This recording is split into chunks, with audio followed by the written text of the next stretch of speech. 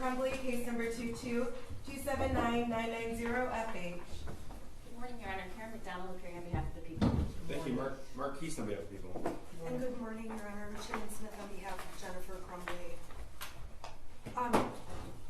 They're all here. I didn't go. Okay, my question, I'm asking the court when there's an objection, if we can all slow down, and if I'm objecting to the prosecutor making these speeches on the record that go in front of the jury. Well, what speeches are you talking about? Yesterday, during the questioning, when Brian LaRoche was up, the prosecution, when they would object, they would start to just say, well, I guess the first thing, and you guys, in the heat of battle, people forget this, even though they know it, that you can't make a record if people are talking at one time. But there should be a legal objection and a response to it. Things kind of went sideways yesterday because I think that the prosecution was saying to you, Ms. Smith, you may have opened the door. I think it's already open. Are we going there? So I think their intention was to warn you, stop you, or let you know that if you were going to go there, they were going to go there. So I really think the prosecution was making a statement or interrupting you for the purpose of wanting to comply with my order excluding certain evidence. So, things got a little crazy yesterday. So, Your Honor, I believe it was beyond that issue and it was on other questions. And I'm going to tell the court, I did the same thing at points. And looking back at the tape, I said things. I just would ask we slow down with objections and that neither side say things that should not be put on the record in front of the jury. Okay, so objection and a response. Thank you. So as we went through exhibits 340 to 400 yesterday, we stipulated them, but I don't think they were formally admitted, so I just moved for their formal admission now. Here's the photographs from the witness. Yeah, no objection. Did you receive my email about the sealed record? Yes. Yes, Judge. Okay, so I want to do that not while the jury is waiting, and it won't take much time. Sorry, I'm looking for my exhibit list.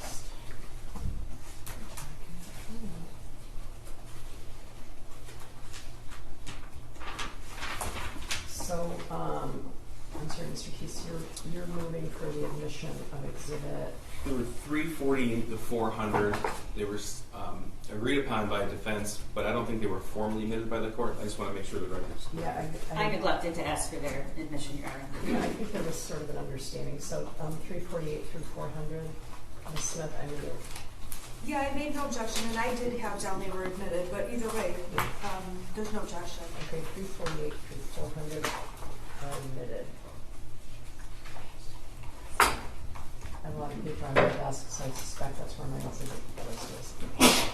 Anyway, are you ready for the jury? I believe so. Yes. Who's the first witness? Lieutenant Willis. Lieutenant Willis? Okay. All right. Judge, we will be playing a portion of the Oxford High School surveillance video. I'll let the court know before Okay. to also inform the victims in the courtroom and so the media is aware. Yeah, the media's been very cooperative, so I'm sure the victims would like heads up too. Of course. And Your Honor, on that exhibit, the court knows I've objected. The court's made a ruling. Can we just not move for objection in front of the jury so I don't have to tell them I've objected? We know it's admitted. Oh, you don't want to object? Are you saying you don't want to object in front of the jury? Yeah, because it's already been admitted. Oh, I understand. So your objection is noted for the record. Thank you. Okay. Ongoing objection to it. Right. Thank you. All right. All right, for the jury.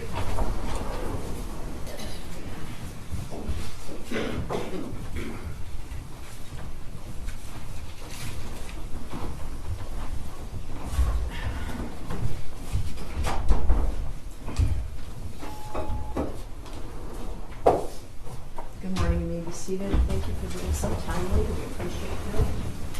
I'm going to ask the prosecutor who the next witness is. Lieutenant Timothy Willis. Could you raise your right hand. Do you swear or affirm the testimony about the evidence truth so help you God? I do, Your Honor. All right, please step up, have a seat, and then would you please state your name for reference? Timothy Willis, Timothy Willis. Go ahead, prosecutor. Thank you, Judge. I just need to make sure this is connected. Is this on, Judge? Is that? Is this on? That usually is last. That usually is on last. Thank you. It's all in a second. Is the screen on, sir? Yes. Yeah, it's the last thing that goes on usually. May I proceed, Judge? Go ahead. Sir, how are you employed? I'm a detective lieutenant with the Oakland County Sheriff's Office. What is a detective lieutenant? My duties include I'm one of two detective lieutenants in the Investigative Forensic Services Division. We offer support services through investigations to our agency and really law enforcement in the region. My duties include the Special Investigations Unit. I'm in charge of that. I'm in charge of the Fugitive Apprehension Team. I'm in charge of the Computer Crimes Unit. I'm in charge of our Warrants Unit. Okay. And we've heard about the Special Investigative Unit through Sergeant Joseph Bryan. Does that individual work for you as well? He does. Okay, so specifically the Special Investigative Unit, can you tell the jury what they do? So the Special Investigations Unit handles major crimes for our agency. We often get requests from other agencies to assist with their crimes or handle them. These crimes range from high-profile cases, political cases,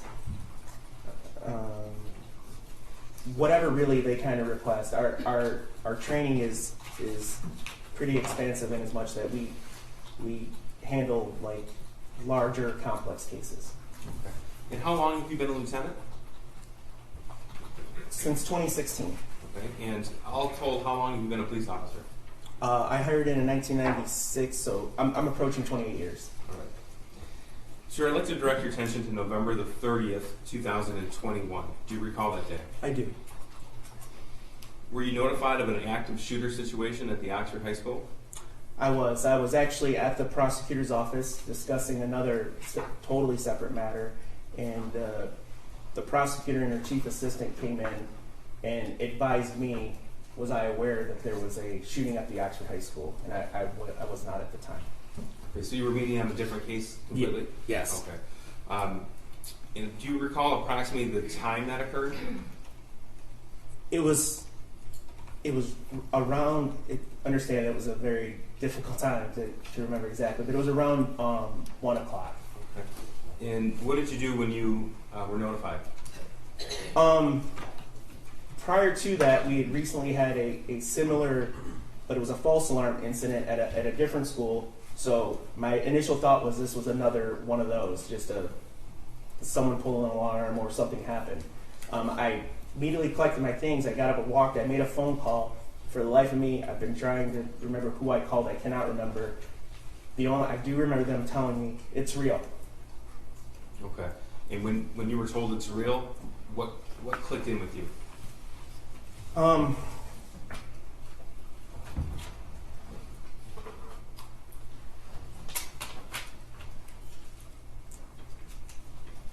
went downstairs.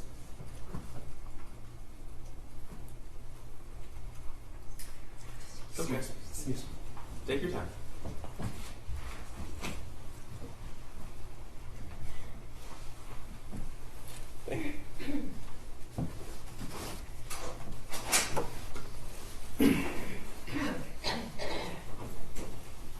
I went downstairs and immediately got in my car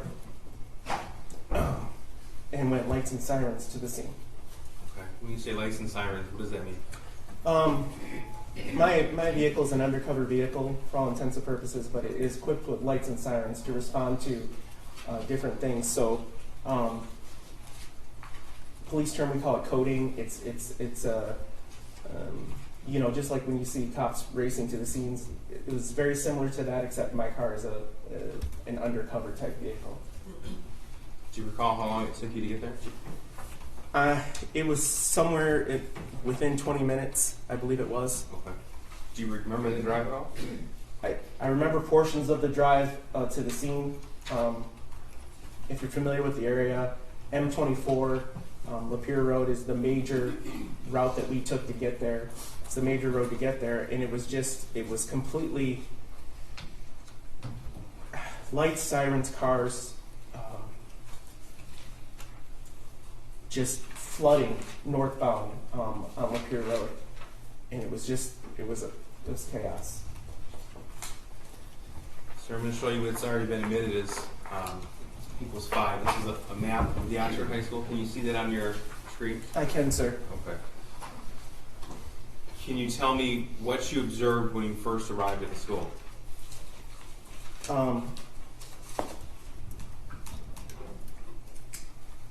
I observed when I came, there was students leaving the school.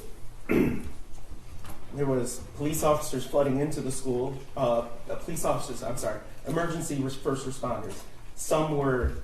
I know some of our people came right from their home address. It was I remember being shocked at, I live in a neighboring community, and I was just shocked that we have that amount of resources in a northern Oakland County school that quickly. Because I really moved to get there. By the time I was there, people were just flooding that place. Do you recall where you went? First of all, let me ask you this: did you go inside the school? I did. Okay. When you went inside the school, what was the situation? I have no recollection of where I parked exactly, but I know I went in through the front office area. You can see on the right there where it says office. Okay. That entrance on the south there. So this would be the main entrance to the school? Yes. Okay. Captain Todd Hill, he was then a lieutenant, had already set up an incident command post, an interior post. Understand we had a perimeter all secured. We were securing all the doors, no one in and out unless you were law enforcement or emergency first responders. And we set up, because it was so cold that day, it wasn't ideal. However, the area where we were at, we determined to be relatively safe. So all of us responded to that area to start handing out our assignments. We refer to that as the interior command. Okay, so you said incident command, interior command. Tell us the difference. I'm sorry. So the interior command is just the location on the interior. Incident command is where most, if not all, the decisions are made. So at the time, the incident commander, Captain Hill, his focus was casualties, safety and security of the building, and searching for additional shooters. When I was driving to the scene, I do recall them saying, we were getting tips from, imagine being a civilian, or, driving around and seeing cars fly by you, hearing about a shooting, we got tips just flooded into our 911 center about, I think the shooter's in this car, I think the shooter's in this car. There's a man in a camouflage jacket running through the gravel pit. We think that's a shooter. So it was just, all we knew to do was go to the school first. We had no idea what else, if anything, was going on. So the exterior command was set up to, first to protect the school. The interior command was set up to handle the issues going on within the school that, for lack of a better term, were most known at that point. Okay, so you were a lieutenant at the time? I was. Okay. And at the time, you were also in charge of the Special Investigative Unit? Yes, sir. You said Lieutenant. Now, Captain Hill was focused on the active scene, so yes, sir. Clearing and casualties, things like that. Okay. What was your focus then? So immediately upon entering the thing, I had a brief conversation with Captain Hill, advised that I would be handling the investigative portion of this, and we started then devising a plan, the best way that I could participate in the active investigation while the other stuff was going on. There was so many tips, if you will, social media tips coming in about this, that, and the other that, you know, a lot of them certainly proved not to be true, but they had to be vetted. So, you know, I could not just go in and start investigating the scene. There was several opportunities, i.e. For us to interview. We heard victims were at hospitals that needed to be interviewed. There was obviously tons of staff, personnel, and students still on the scene that we wanted to talk to and discuss and try to figure out what had happened. Okay, so would it be fair to say that it was your responsibility to coordinate this investigative effort? Yes, sir. So my job, that's exactly what my job is. My job is to direct those resources to the follow-up investigation. Would it be fair to say that you are the officer in charge of this case?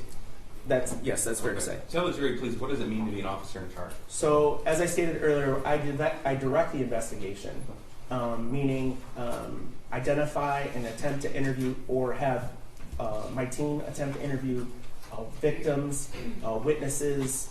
I assist. You saw Bob Catellis up here from the crime lab.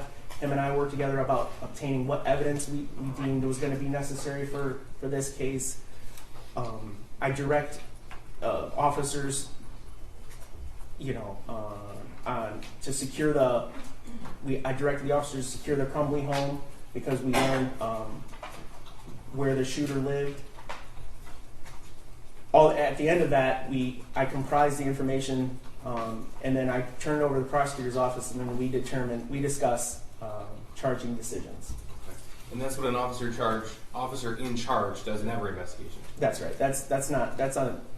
This investigation was not unique to that. We do them with all of ours. Okay. Now, it's fair to say that there was a massive amount of evidence uncovered in this case. Yes. Imagine we estimated approximately 1,700 people in the school that day. They weren't using their lockers. There was backpacks, cell phones, just dropped in. Obviously, they were worried about their safety. So we just had a lot of evidence within the school, not counting, evidence at different hospitals from victims, the shooter's home, things of that nature. Okay. Judge, may I approach the witness? Sure. This is Exhibit 1. We have a stipulation. Yes. Your Honor, we would stipulate to exhibits 1 through 4. 1 through 4. 1 through 4, thank you. 1 through 4 admitted. Sir, I'll just give you all these right here. Okay. One is on top. Yep. Can you tell me, please, what I've just handed you? These are the autopsy protocols for the 4 deceased victims.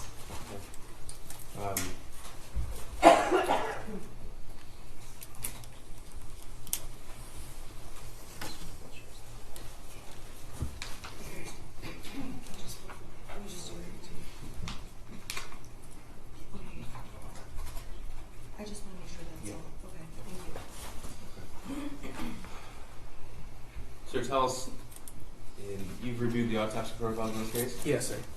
Do you know the identities of the victims who were murdered on November the 30th? I do. Okay. I'm going to show you what's been admitted, stipulated to as Exhibit 418. Who is that? That's Hannah St. Juliana, Okay. And how old was she when she was killed? 14. And sir, can you tell us, please, how she was killed? The official cause and manner of death from the autopsy protocol is multiple gunshot wounds, homicide. She was shot in her upper torso, her abdomen, her thighs.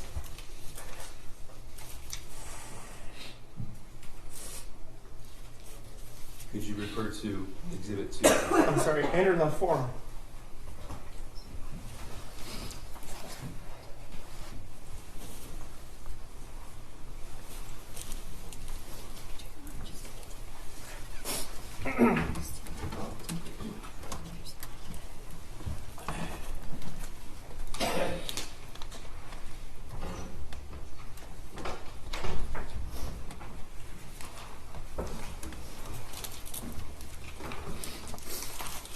I'm sorry.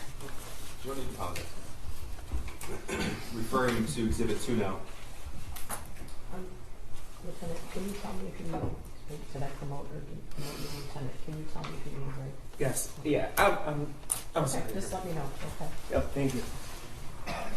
Now, this is People's 419 on the screen. I'm also referring to, this has been stipulated to, also referring to Exhibit 2, Autopsy Protocol for Madison Baldwin. Sir, how old was she when she was killed on November the 30th? 17 years old. And how did she die? Again, cause and manner of death was gunshot wound to the head. Manner of death was homicide. It was a close contact shot, meaning the firearm was either on or near the victim's head when the trigger was pulled. Referring now to Exhibit 3. That's an autopsy protocol for Justin Schilling, is that right? I think I have 10 years through. Justin I'm Schilling's sorry. 4. Thank you, St. Mir. And how old was he when he was killed? Tate Mir was 16 years old. This is Exhibit 420. It's been stipulated to. Tell us, please, how Tate was killed. Again, the cause and manner of death from the autopsy protocol was gunshot wound. Tate had multiple gunshot wounds. Manner of death was homicide. Tate was shot in the back of the head at a further distance. Now, Exhibit 4, sir. Is this the autopsy protocol for Justin Schilling? Yes. I'm showing you what's been admitted, stipulated to for admission is People's Exhibit 421. Sir, is that Justin Schilling? It is How old was he when he was killed? 17 years old. Tell the jury, please, how he died. Justin Schilling, you'll see, well, you'll observe, but he was cause and manner of death from the autopsy protocol was gunshot wound to the head, homicide. He was also shot at close contact to the back of the head. Sir, were others wounded and suffered gunshot wounds as well inside the school? Yes, Do you know their names? I do. Can you tell us who they are, please? There's Phoebe Arthur, Elijah Mueller, Kylie Osage, Riley Franz,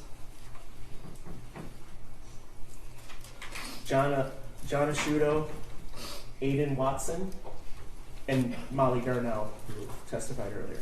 Thank you, sir. Sir, tell us what happened when you assumed, may I approach? Sure. I'll take those seconds, sir. Thank you.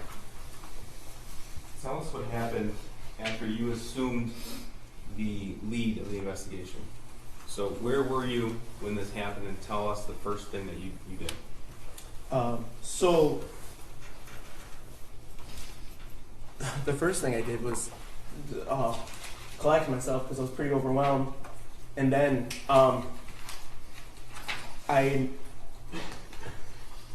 we were determining areas of the school were had searched, and we were getting kids to the reunification point, which is I think was testified to at the Meyer. As that was happening, I made an announcement that I was handling the investigation to the 100+ emergency first responders that were in that office area that we saw earlier. And I said, if you're an investigator, come see me. And in hindsight, I don't know if it was the most efficient way of doing business because 100 investigators started walking toward me. I'd never obviously dealt with anything like that before, but partners from the ATF is where I met Special Agent Brandon, partners from the FBI, local law enforcement from all over the region, all offering help. Okay, so was it your responsibility at that point to direct certain officers and agencies to do certain aspects of this investigation? That's correct. They, for instance, Special Agent Brandon approached me with his partner, I believe, and said, do you have the registered owner of the murder weapon? And I said, at this point, no, I did not. He's like, I'll take, let me take some information off the gun. We'll handle that. We'll track that down for you. And he did that, and I saw him, or I heard from him a short time later, where he advised the gun was registered to James Crumbley. Okay. And you discovered that weapon was purchased on November the 26th, 2021 by Mr. Crumbley? That's right. Just a few days prior on the Black Friday before. Now, while you were on scene, did you come to learn the identity of the shooter? I did. And then was a decision made to secure the Crumbley family home? It was. The shooter was on his way to the Oxford substation. I directed a couple of my investigators, Sergeant Joe Bryan, who you saw, to attempt to interview him at the substation. In addition, now that we knew who the shooter was, I directed detectives from the Pontiac substation. Lieutenant Marsban kind of spearheaded that part, and to go to the shooter's home to look for any additional casualties. It's not uncommon in a shooting situation where the shooter starts in the home and then goes to the school. So I was concerned about that initially. In a school shooting situation? That's correct. Okay, and you had learned about that in your training? Yeah, and just by prior school shootings. Okay. It's certainly not uncommon for that to happen.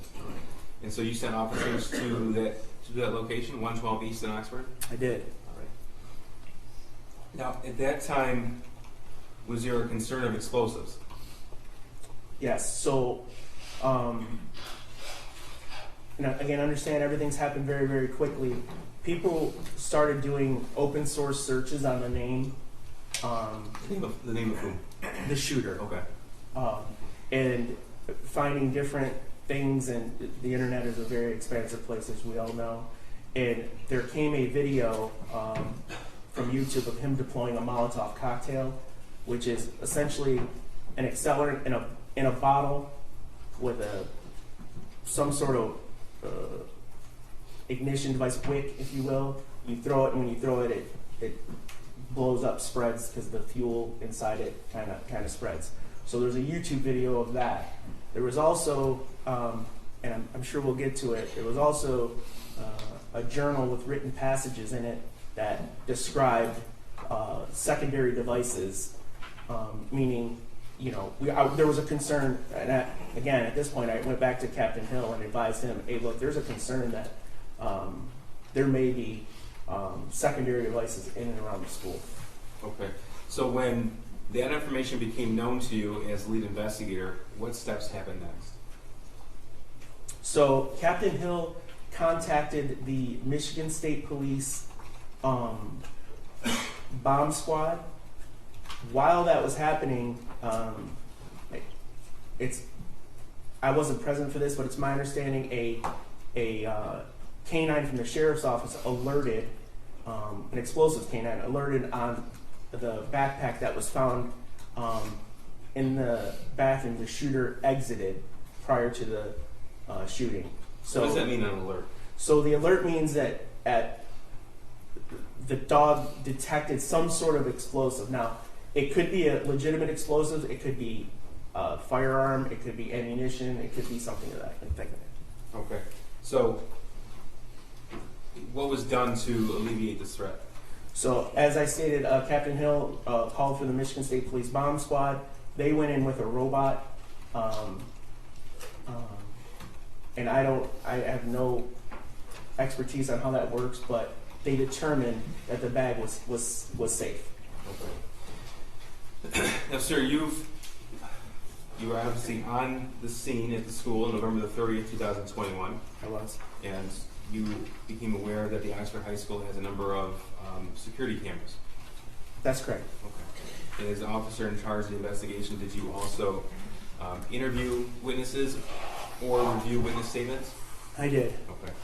As a result of that, did you learn the path the shooter took on November the 30th, 2021. Yes, sir.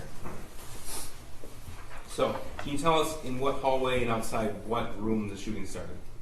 Yeah, from the map earlier, you saw the highlighted area. That's all commonly referred to in Oxford as the 200 hallway. There's a short hallway and then a longer hallway. The shooter exited the bathroom adjacent to room 258, and that's when the shooting began. And I'm going to show you what's already been admitted as People's 12. What are we looking at here? So this is the backpack that the shooter was carried into the bathroom. That was examined for explosives that we found on the scene. And what else do we see in this picture? So you can see that there's some personal effects. There's charging cables. There's a journal. There's a book. Okay. When you reference journal, this is what we're talking about? That's correct. Okay. Now, what of note was discovered on those pages of paper? Not in the journal, but the other pages. Yeah, so there was over 90 loose leaf papers you can see right there. They're different assignments or whatever. And can't hold me to it. Over 50 were had drawings of firearms on them. Now, sir, did you have the opportunity to review that handwritten journal that's depicted in People's 12? Yes, sir, I did. Okay. Describe what that journal is. So the contents, sir, or describe the journal? Both. So the journal was a hardbound leather type journal. Should be in there. You might be able to cut it open more. It was there was approximately 22 pages of written information in the journal. It appears from some of the dates that it was written from the back cover to the front. The earlier dates seem to be on the back side, if that makes sense to you. Like I said, it was about 22 pages total in length. Judge, I'm going to mark this for demonstrative purposes only as exhibits, so the record's clear. I believe that's 428, again for demonstrative purposes. I'm sorry, may I please take a look at it? Yes. Is that just the It's just whole thing? the hard copy journal. Okay, thank you. Yeah.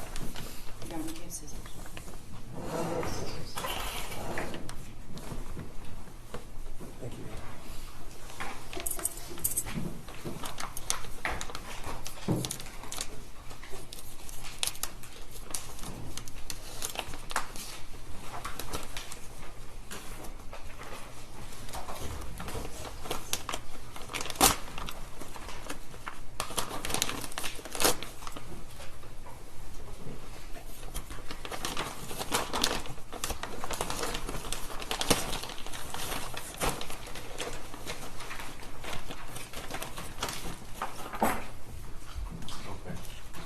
So that black notebook you're holding in your hand, that's what's depicted here in Exhibit 12 that I'm magnifying.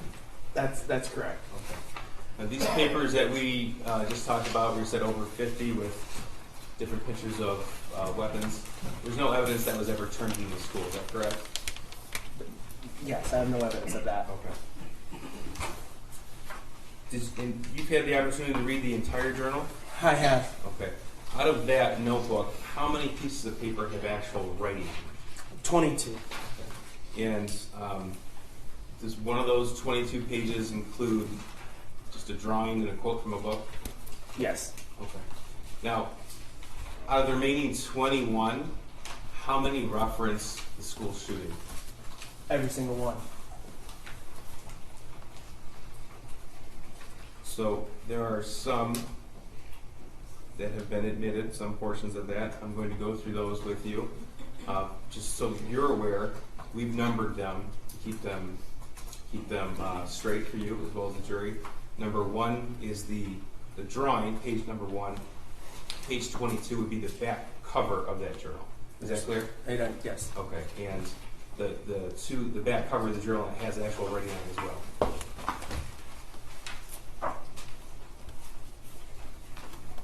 Yes. Okay. I'm sorry, This is exhibit 4. Yeah, 401. Okay, are you gonna go through? Only the ones that have been admitted. I understand, 401. They're all 401. Oh, they're all 401. I Correct. see, thank you. Correct. You said it individually, so I got confused. Okay. So this has been admitted as page 401. Sir, in reading the journal, were there passages in there indicative of a request for mental health help? Yes. Can you read what's been identified here as page 6 of that journal? Yes, the shooter writes, I have zero help, as you can see on bold, for my mental problems, and it's causing me to shoot up the fucking school. We'll move on to page 5. Could you read this passage, please? In this one, the shooter writes, I want help, but my parents don't listen to me, and I can't get any help. Now, this is page 19. Can you read that? Yes, shooter writes, my parents won't listen to me about help or therapist. Sir, in that journal, were there entries about the shooter's desire to obtain a 9mm handgun? Yes. This is also Exhibit 401, page 22. Could you read those quotes, please? Yes, the shooter writes, I want to shoot up the fucking school so badly. Soon, I'm going to buy a 9mm pistol. Sir, were there any passages regarding the shooter's plan for the actual shooting? Yes, there were. Okay. Here's page 3, also Exhibit 401. Could you read that, please? Yes. Shooter writes, I'm about to shoot up the school and spend the rest of my life in prison. Were there any journal entries about the shooter's access to the 9mm handgun? There were. This is also Exhibit 401, also page 3. Could you read that, please? Yes, sir. The shooter writes, first off, I got my gun. It's a SP 2022 Sig Sauer 9mm. Second, the shooting is tomorrow. I have access to the gun and the ammo. I am fully committed to this now. So yeah, I'm going to prison for life, and many people have about 1 day left to live. Thank you, sir. Now, is the journal written in normal size fonts, or are there certain passages that are bolded and larger than normal size font? Both. Okay. And were there drawings in there as well? There were drawings. Okay. Were the drawings small or were they large? Yeah, there were large drawings. Okay. What's an example of a large drawing? Yeah, so there was a large drawing in the journal of a firearm being pointed at the back of a presumably a woman's head. There was a drawing depicting a 9mm caliber round versus a .22 caliber round. Those types of pictures were found in the journal. Okay. And on the cover of the journal, what does that say? The actual cover of the journal itself? It says apartments.com. Okay. Lieutenant, you said you've seen the Oxford High School security footage that depicts the actual shooting. Yes, sir. Judge, we're going to introduce that now. This is Exhibit 402. It's been admitted. I would like, if the court could instruct the media not to play that. Yes, the media has agreed, and I'm going to request that the media not play, show the video in the school. That's surveillance footage of November 30th, 2021, and is People's Exhibit 402. 402, thank you. And the victims who are present are aware of the content of the specific video. Yes, Judge. Go ahead.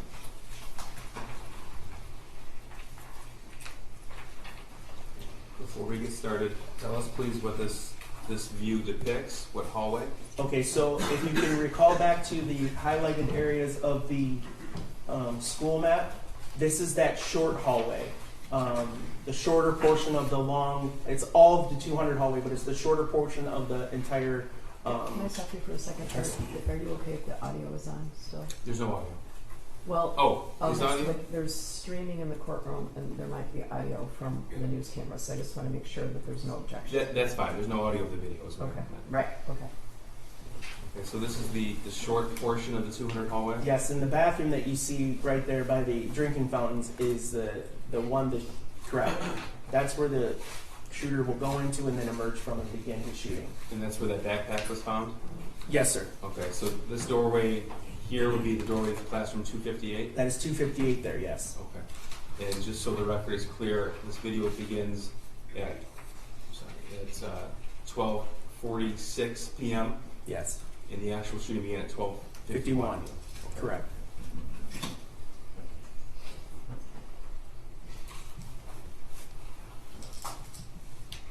I'm going to play right now again. This is 12:46.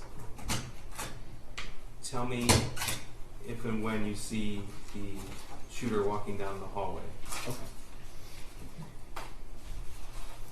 He is behind the young lady in the red sweatshirt right there. He's about, with the mask on, the black shirt, and the gray sweatshirt.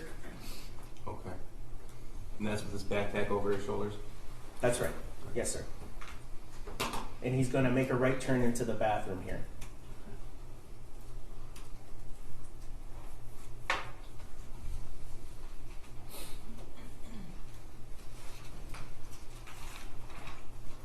So we have a split screen at this point, and that's Just a camera angle from the other hall, or from the same hall facing the other way. Okay.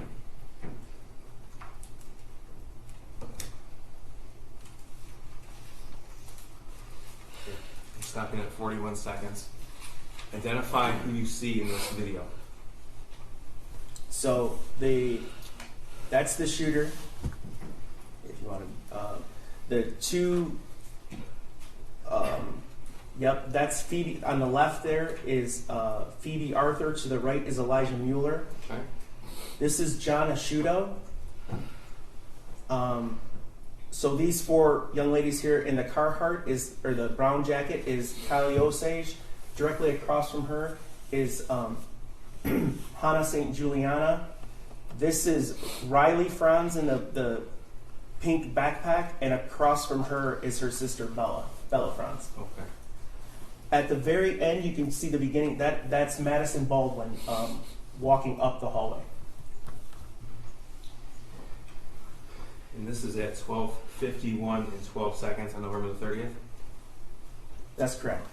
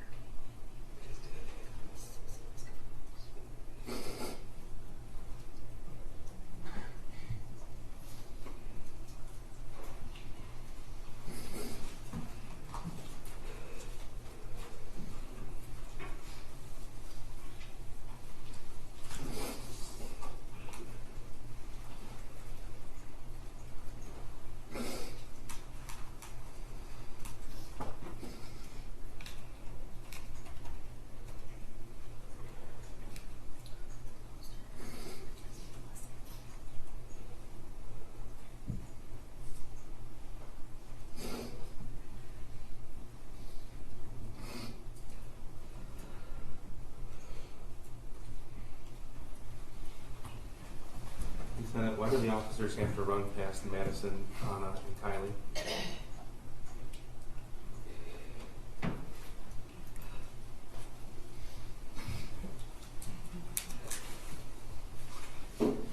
In our training for active shooters, we were trained to respond, drive up right to the door if you have to, and go in, search for stimulus, meaning sounds, gunshots, or whatever. Run to that and eliminate the shooter. Stop them, whatever, however you can.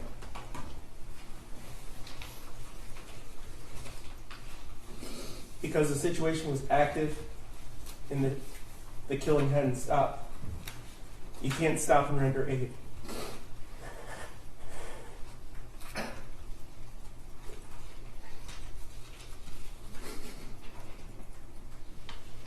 I know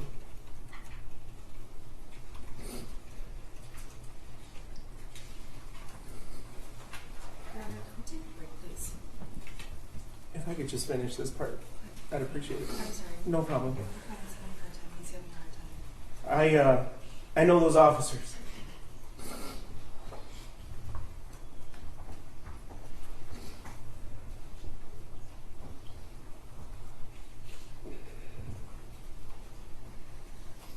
And that is the hardest thing they've had to do in their life. We take a break. Yeah, we'll take a 10-minute break. All rise for the jury.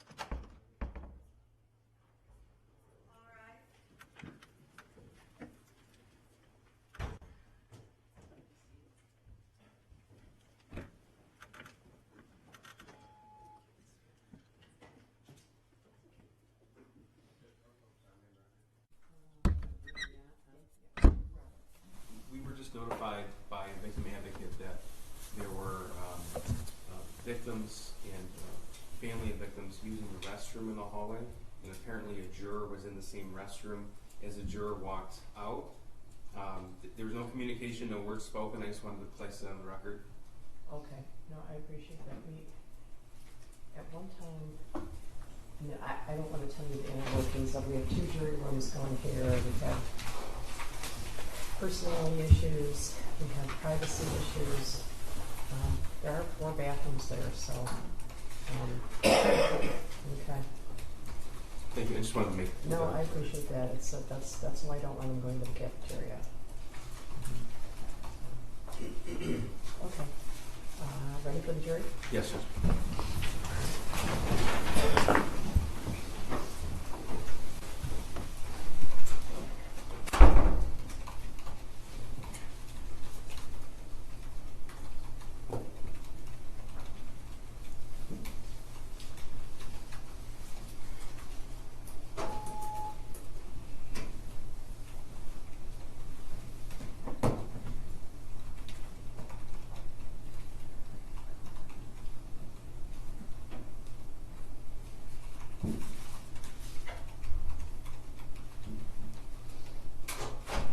All rise for the jury.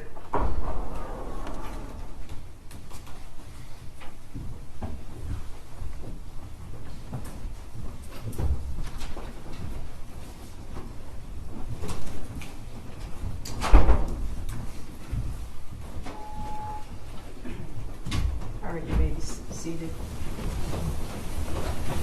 Lieutenant Willis, you're a star girl, all right? Yes, Your Honor. Go ahead, prosecutor. Thank you. Sir, you mentioned earlier that you directed officers to the Crumbley family home at 112 East in Oxford? Correct. Okay. And approximately how far in distance is that home to the school? A mile. Okay. Yeah. And as officer in charge and as a sheriff's office employee, you're aware that vehicles have in-car recording capability? Yes. Okay. So I'm going to show you what's been at least stipulated to is Exhibit 341. This is an in-car video of Deputy Zajak's marked patrol car. That's 341. I'm sorry, I just. Was that admitted through Joe Bryan or not? No, just 342 was. And 342. I'm sorry, we have no objection to 341. Right, 341 is admitted. And, sir, so we're clear, the deputies arrived at 112 East at 2:48 p.m., 2:49 p.m., Yes. and that's November the 30th, 2021? Yes. Okay. And as we saw in the video, the shooter was taken into custody at 1 p.m. Yes. Okay. Correct. This room's just put the volume turned up.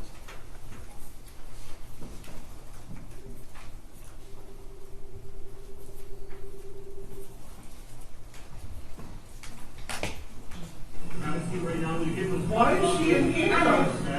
Can you take the handcuffs off of her, please? Carefully hold yourself. Okay, plug in first. It's not gonna be long for those handcuffs, I promise. Why am I in cuffs though? It hurts. Like it really hurts. What's that?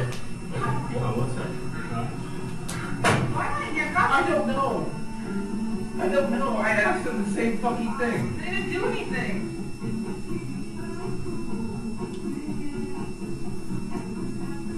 I'm getting claustrophobic. I'm getting claustrophobic. I mean, don't freak out in front of the cops. This is gonna be a lot better if you don't make the situation.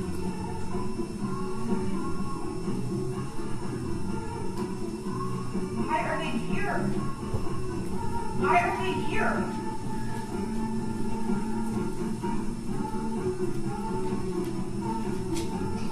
Okay, can you push my glass in my nose, please? The chapstick on my lip, please. I'm gonna get my fucking phone. Why are I'm so confused? Why are you in fucking handcuffs?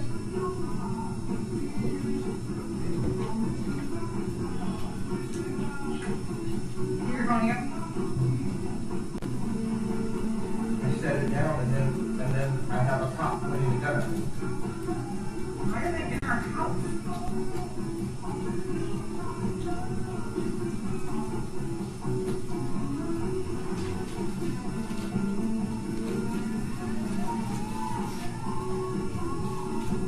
I'm so confused.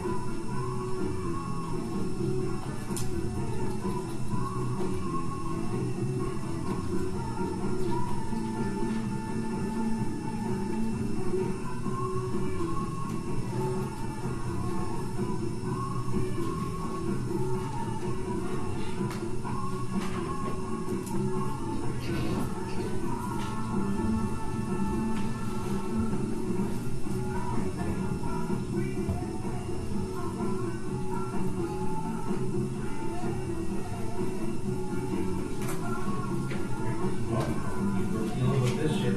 Already dealing with shit. Why have we got to deal with this?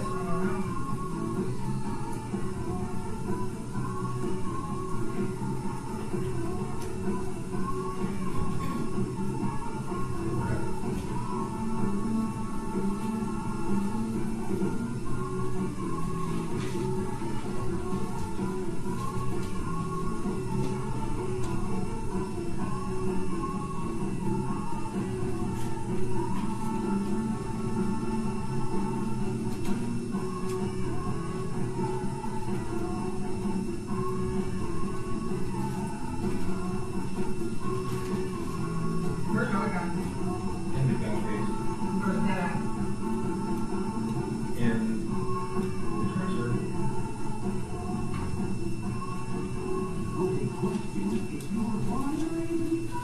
That's Patrick! That's Patrick! Patrick!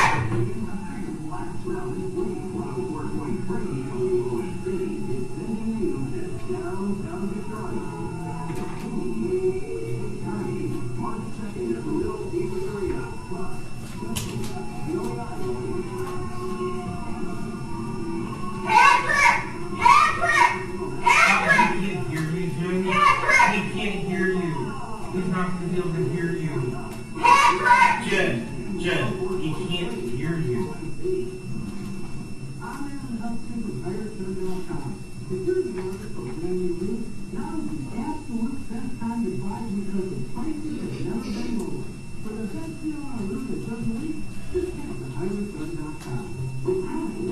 Look out his cuffs!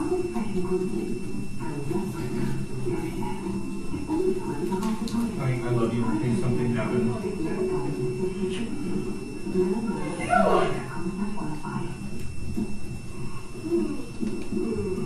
If anything happens, you do not answer any questions without a lawyer.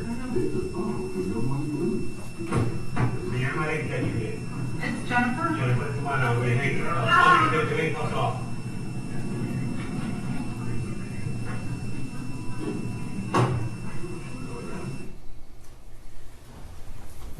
So, sir, that video started at 2:49 p.m. November the 30th.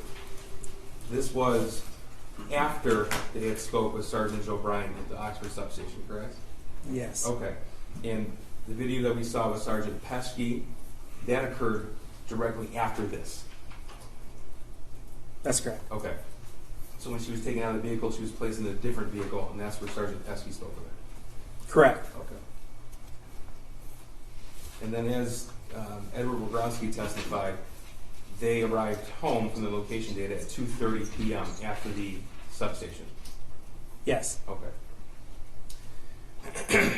Sir, do you know the date in which Jennifer Crumbley was charged?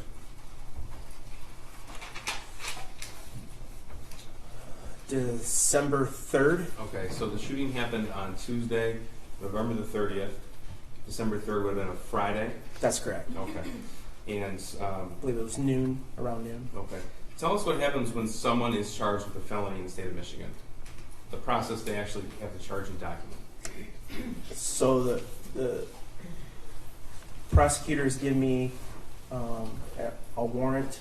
I go in front of a judge and I swear to the facts of the case. The judge authorizes the warrant. Okay. And that's what we would commonly refer to as a swear to? Swear to, correct. All right. And did that happen in this case? It did. Is that a closed proceeding or is that open to the public? It was open. Okay. in fact, that was broadcast at that point. There was media present for that, yes. And Jennifer and James Crumbley were not in custody at the time of the swear-to, is that right? That's correct, they were not. We've already heard from Dave Hendrick about the fugitive apprehension team in that part of the investigation. Tell us, please, how retired Sergeant Hendrick's team got involved. So, upon being made aware that charges were coming, we knew that they weren't at the residence. So I had Sergeant Hendrick, who worked for me, deploy the fugitive apprehension team to locate the suspects. Okay, and that's purely a law enforcement function, would that be correct? 100%, yes. Okay, so as the detective lieutenant in charge of all of these different divisions, that includes the fugitive apprehension team? Yes, sir. Okay. So the decision then would have ultimately been yours? Yes, I told him to go attempt to look for him. Okay. Now was that on Friday the 3rd, or was that prior to Friday the 3rd? I don't recall. Okay. He testified yesterday that he recalled it being Thursday the 2nd. Is that accurate, or you just don't remember? Yeah, I don't. I think it's accurate, but I don't remember it specifically. Okay. That's fair.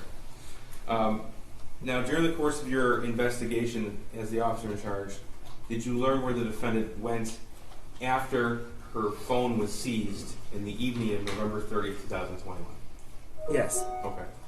And I guess as a reference point, Lieutenant Sam Marsman testified yesterday as to the date and time when her phone was seized. You were here for that testimony? I was. Okay.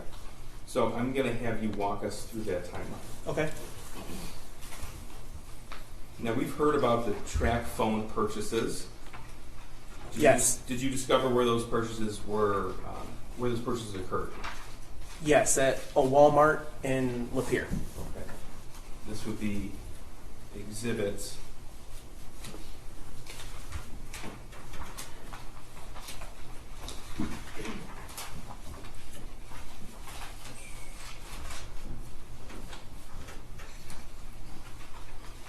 This is exhibit 404. I don't believe we have an objection. An objection to 404? No. 404 is admitted.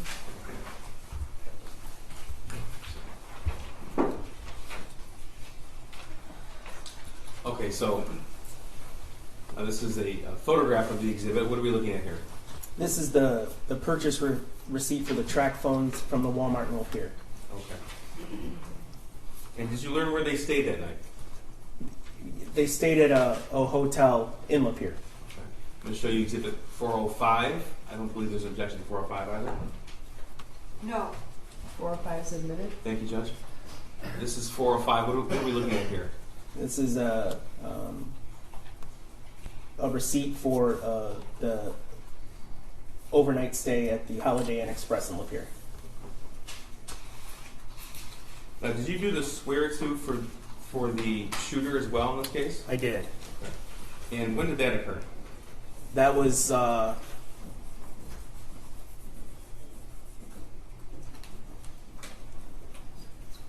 it was on the December 1st. I want it. Time was sometime in the early afternoon. Okay. If I said 3:51 p.m., would that sound right? Yeah, that sounds about right. Okay. Do you know where James and Jennifer Crumbley were then? Yes, it was a swear-to, much like we do typically, open to the public. They were I believe they were on Zoom in their vehicles. Okay. That proceeding's open to the public, is that right? Yes, it is. I'm going to show you. Well, first, let me ask you: did the investigation uncover where they stayed the day after the shooting, December the 1st, 2021? Yes, it did. Okay. This is exhibit 408. No objection. 408 is admitted. 407 is not. They skipped. Correct, Judge. Okay. Thank you. Instead of renumbering all the exhibits, we thought it. Oh, no, it's all right. I just want to make sure I was keeping up. Thank you, Judge. 408. What are we looking at here? This is an extended stay in Auburn Hills. Okay. And this is where the defendant and her husband checked in December the 1st, 2021? That's correct. This is indicated checked out date. December 3rd, 2021. Okay. And that's that Friday? Yes. Now, we heard from Sergeant Hendrick, retired Sergeant Hendrick, that they recovered a vehicle belonging to the Crumbleys in Auburn Hills. They did. Okay. Is this the location where that vehicle was recovered? It is. Okay. This is Exhibit 409. Photograph. No objection. 409 is admitted. Okay. What are we looking at here? This is one of the two vehicles owned by the Crumbleys, backed in a parking spot at the extended stay in Auburn Hills. Now, during the course of this investigation, were banking records from the Crumbleys obtained? Yes. All right. Specifically on December the 2nd, so that'd be the Thursday, did you find that they had withdrawn cash on multiple occasions? Yes, they did. Okay. This is Exhibit 411. I believe this is covered under stipulations as well. I'm sorry, did you say 411? 411, yep. That's not 411. No, the next slide. We don't want to publish it until you confirm it was stipulated. Yes, it is. Any objection to 411? No objection, sorry. 411 is admitted, and again, 410 is not. Correct, Judge. Previously. Yes, thank you, Judge. Okay, what are we looking at here in Exhibit 411? This is a withdrawal of $2,000 withdrawal transfer, $2,000 from Flagstar by Jennifer Crumbley. Now, Edward Rogowski told us about replacement phones. Did you uncover that James and Jennifer Crumbley, after buying their track phones, bought another set of phones? Yes. Okay. And do you know the date and location where that happened? That was in Owasso. Owasso, Michigan? Yep. Okay. And that's on December the 2nd, 2021? I'm sorry. Yes, it was on December 2nd. Okay. This is going to be 413 that T-Mobile received? No objection. 413 is admitted. Yes, it's just 413, correct? All right. And so what are we looking at here? This is the purchase of the two replacement phones. Okay. And that was Owasso, Michigan, on December the 2nd, 2021? Yes. Okay. What's the relative distance from Owasso to Auburn Hills? It's about an hour. Now, did they obtain more cash in this time frame? Yes, they did. Back to the banking records. This is 411. No objection to this. I believe we stipulated to this. Is that correct, Counsel? Yes. Yeah. 411. Okay. This is Friday, December the 3rd, 2021. And what is the withdrawal amount of cash in this exhibit? $4,000. Now, was evidence uncovered in the investigation that showed you a transfer or withdrawal was made from the defendant's son as well? Yes. This is Exhibit 414. Again, is covered under stipulation. Move to admit. Any objection to 414? No objection. 414 is admitted. Thank you. So what are we looking at here in Exhibit 414? So this is the Simply Kids savings account, Ethan Crumbley's account. Okay. And specifically on November the 30th, 2021, do you see a withdrawal from that account? Yes, there was a $3,000 withdrawal that day. Okay. And November 30th, is that significant to you? That's the day of the shooting. Okay. And how much was left in her son's account? 99 cents.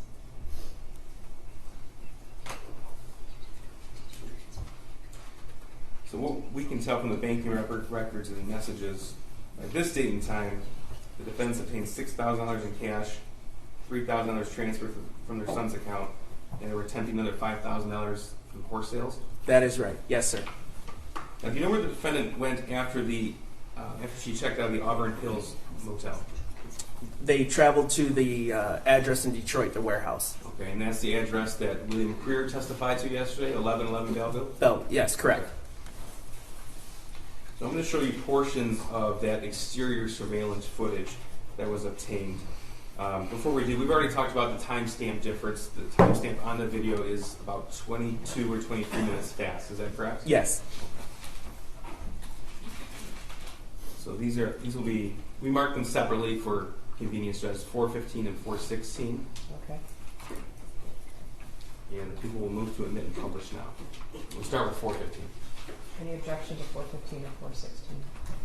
No objection to 415. There is an objection to 416 because Mrs. Crumbley's not a part of it. Judge, I think it is relevant to show what happened with the vehicle and why, especially in light of Mr. Kirkley's testimony yesterday. and Mr. Creer's testimony yesterday. Your Honor, it doesn't involve Mrs. Crumbley, so I would object. I think it's relevant to their activities, and it's non-testimonial. I'm going to admit it. Thank you, sir. Thank you. Again, I'll start with 4:15. Before we hit play. Again, the timestamp is 11:20 and 35 seconds on November the 3rd. I'm sorry, December the 3rd, 2021. That's right. Okay, so actual time would be approximately 10:58 a.m. Correct, sir. Okay.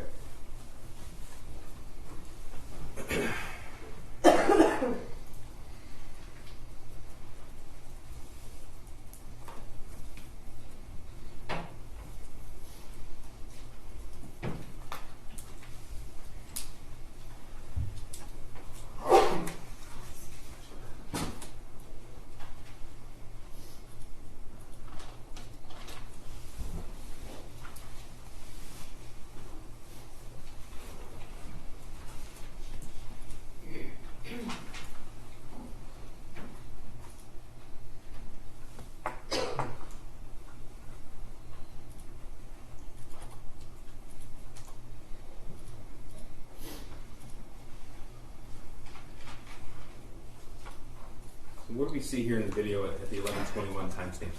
Yeah, so that's the a friend of the defendant who activated the security gate to open it, and the defendant pulled in and parked. Okay, and again, this is the parking lot at 1111 Belleville in the city of Detroit. Yes.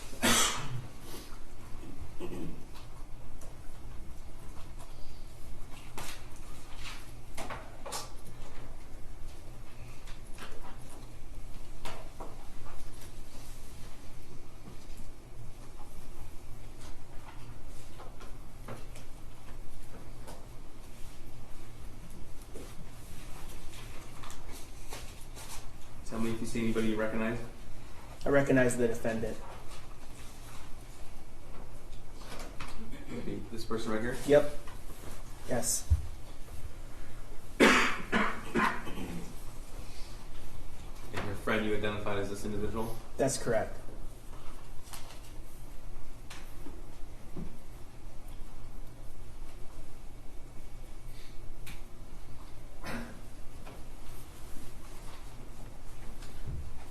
Is James Crumbley depicted in this video as well?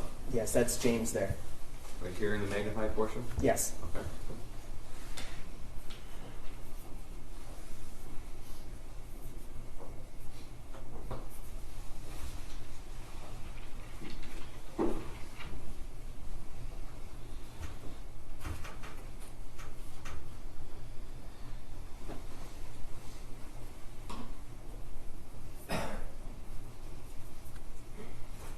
Okay, now I'm going to play you 4:16.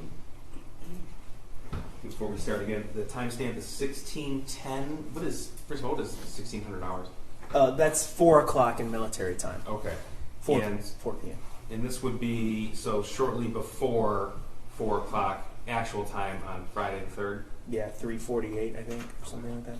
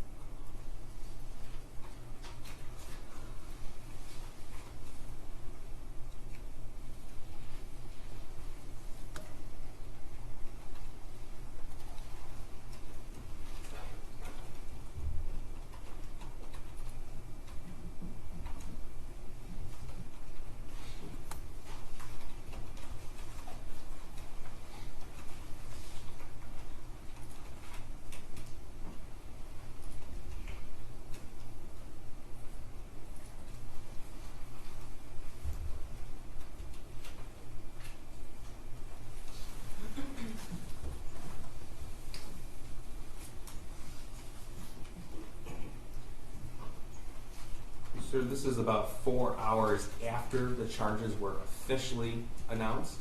Is that That's right? correct. Okay. And about a day or so after the fugitive apprehension team began looking for them? Yes. Your Honor, When charges?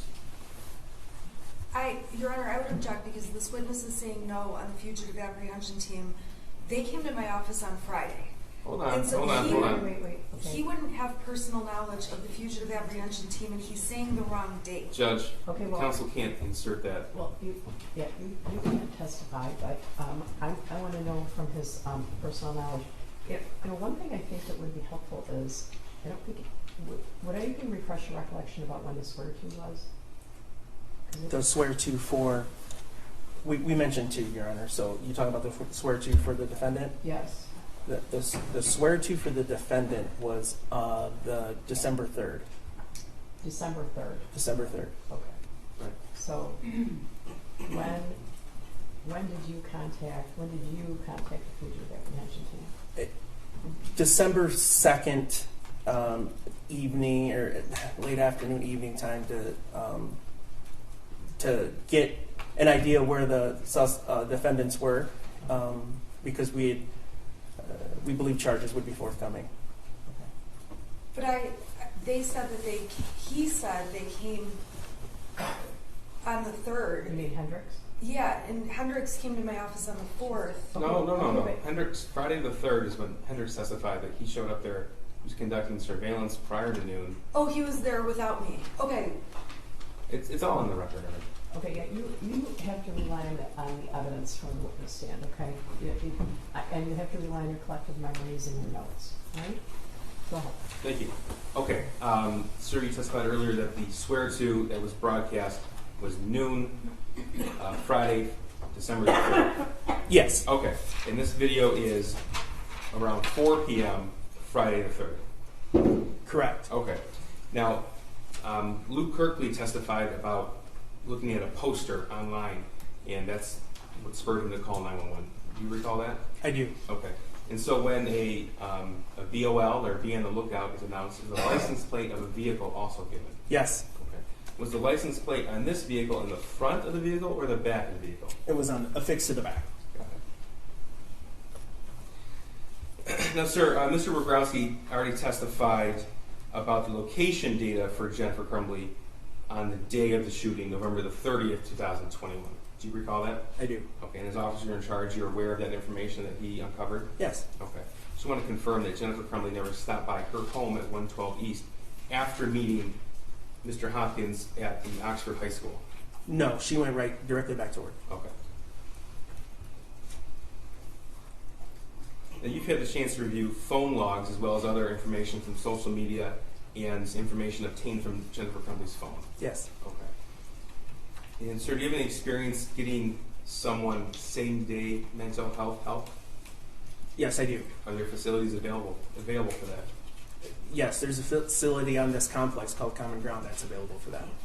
In reviewing the phone logs of Jennifer Crumbley, was there any indication of any phone calls to a facility of that sort? No. In fact, any phone calls to any doctor's offices, No. counselor offices, No. any hospitals, No. any mental health professionals at all? No. Thank you. I have nothing further. Cross. Okay, thank you. Sergeant Willis, I want to go back to the pages from the shooter's journal that were admitted. You don't have any evidence to suggest that Mr. or Mrs. Crumbley ever saw the journal, correct? I'm sorry, miss. You do not have any evidence to show that Mr. or Mrs. Crumbley ever saw the journal. But I'm sorry. It's been a tough day. Okay. So you're asking me do I believe Mr. No. or Mrs. Crumbley?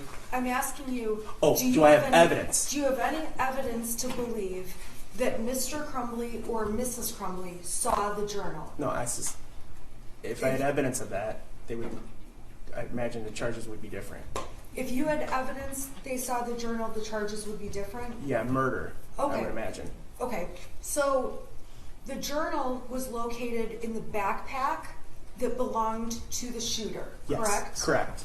There were also a number of other papers in that backpack that you described.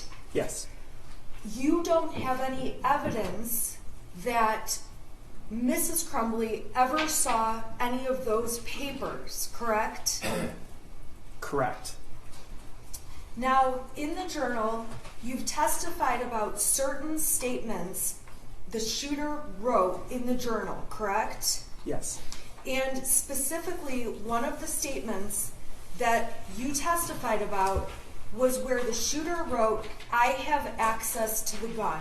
Is that correct? Yes. In the journal, there are other statements where he indicates he is looking for the gun, correct? Can you tell me which ones you're referencing? Sure. So I'm going to hand you, Your Honor, may I please approach? Sure, just show Mr. Keystridge. Sure. Yeah. I have a copy of it too, if that helps. Judge, just briefly, this was subject of a prior court ruling. Yes. So I'm And- gonna ask everybody to be really careful.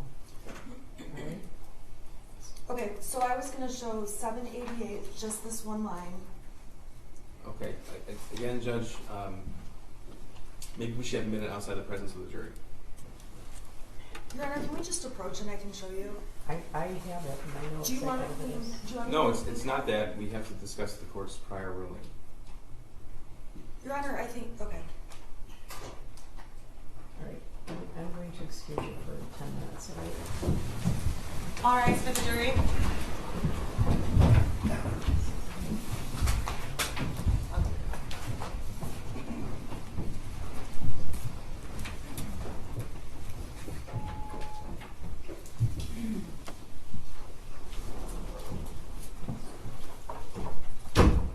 You can stay there or step down, however you're comfortable. I'm fine here, Your Honor.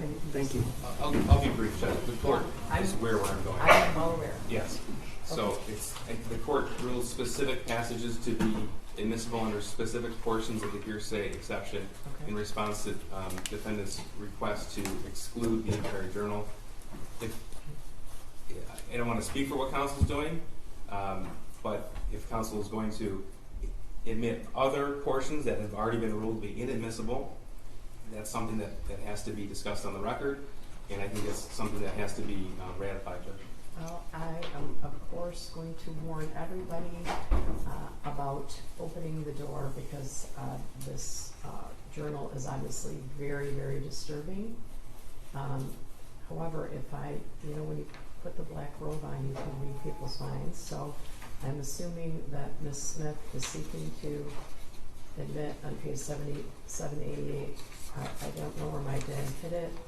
Yes. And also on page 795, where he says, I have to find where my dad hid it, the 9mm. Isn't that what she's seeking to do?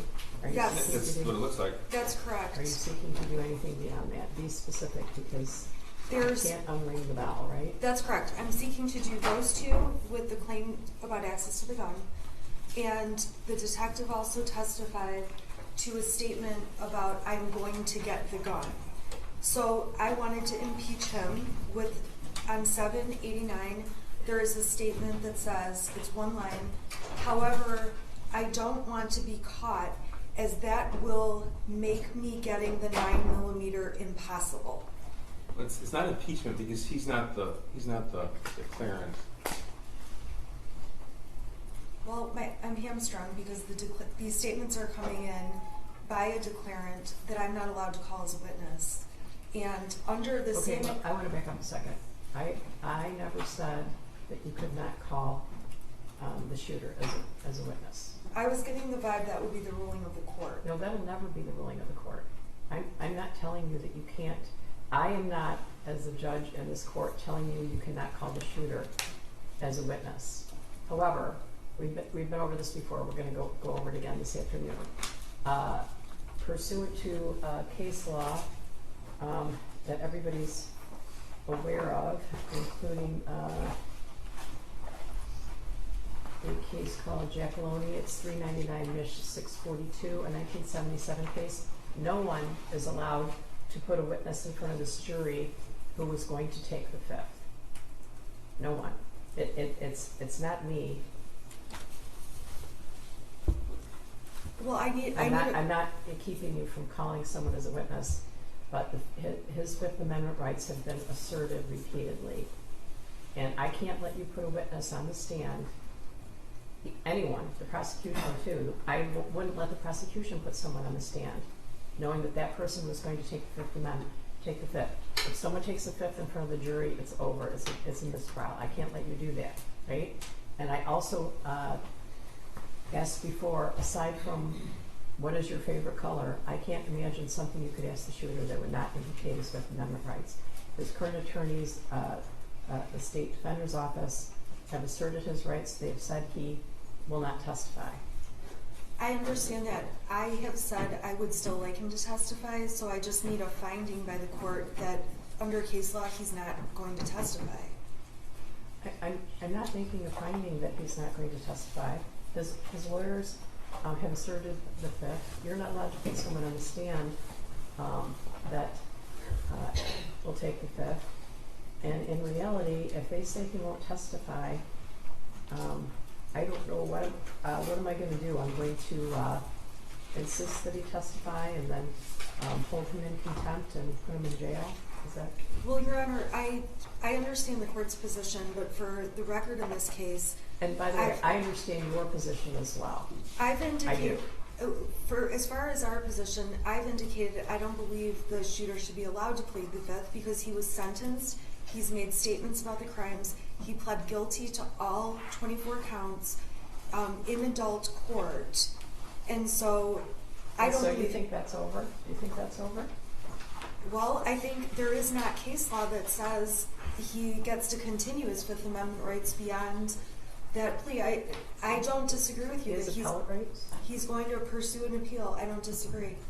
All right. So, what would make you think he does not still have Fifth Amendment Judge, rights? there's case law directly on point. I know, and some of those are indicated in the letter provided by the State Appellate Defender's Office, right? Yes, sir. Yeah. I understand your position. I also understand, to a certain extent, I don't, even if he was called as a witness, you understand that then the prosecution would have a right to cross-examine him, right? So, I'm not keeping you from calling him. The law is keeping you from calling him. You are not permitted to put someone in front of this jury who is going to take the Fifth. I understand. Yes. That's the ruling then. That the law doesn't allow me to. Is that correct? Okay. By smarter, higher courts than this one. If that's the ruling, is that the court is going to follow the law the court said. I'm going to follow the law. Then I've preserved the record and I'm moving on. Okay. So then these statements are coming in. They've come in as present sense impressions. Okay. And I'm not using them at all for the truth of the matter asserted because I don't know whether he found the gun or didn't find the gun or was looking for the gun. But this statement shows his state of mind, so I believe it falls under the exception, saying he doesn't want to be caught because it will make him getting the gun impossible. So his state of mind is not wanting to get caught. And that's important impeachment to the testimony from the detective that he said he was going to get the gun.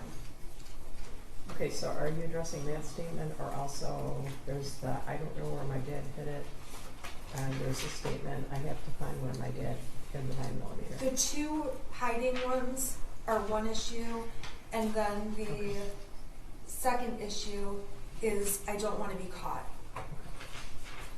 All right, And that's it. okay, do you have any legal support for that? Just present sense impression. And just straight impeachment rules. Again, impeachment doesn't apply here. Impeachment is if a witness he didn't make the statement. I mean, that's Well, not in dispute. It's not impeachment. I can impeach through other witnesses. I can impeach by omission. I believe under straight impeachment rules, I can use this. This is being admitted as substantive evidence. So I can impeach with something written on a napkin. Okay, but I guess what he's saying, and this came up too with regard to the privilege records, Correct. which we'll talk about again. Who are you impeaching though? I'm impeaching the shooter's statements that have been deemed substantive evidence. And I'm not given the option to impeach through the shooter, so I'm seeking to impeach through the officer in charge. Okay, so why wouldn't I allow those statements, Mr. Pease? It's not permissible. It's not under, and counsel has not cited the rule for that. It's not permissible. And I just want to inquire of the court if counsel is permitted to do that. Am I allowed then to ask about other passages? Well, that's what I'm concerned about. I mean, there are How a do number. they relate to this? Well, I mean, just in the first 2 pages alone, Judge, we have.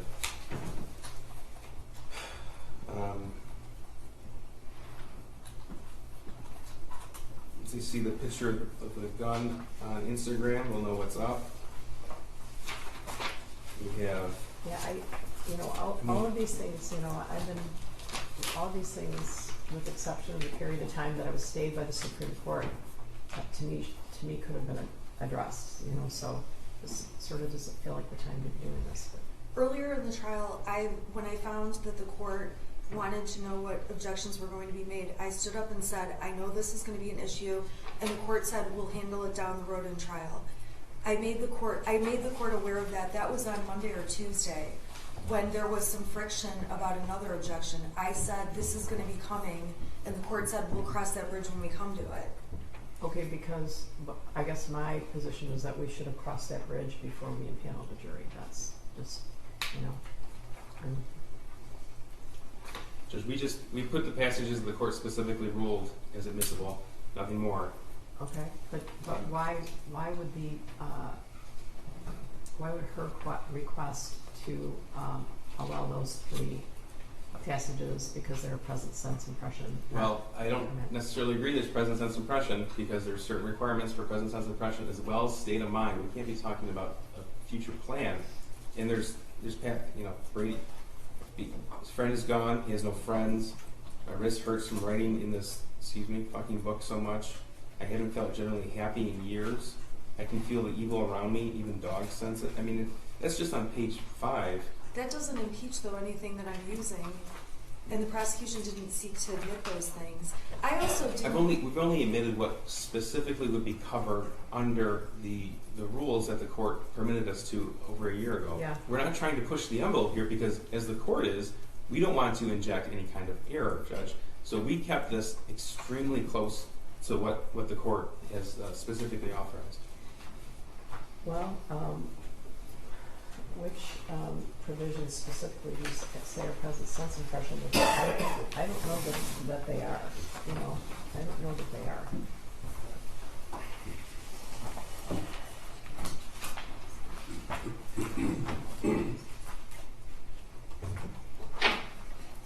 On page 78, I don't know where my dad hit it. I'm finding the provision right now.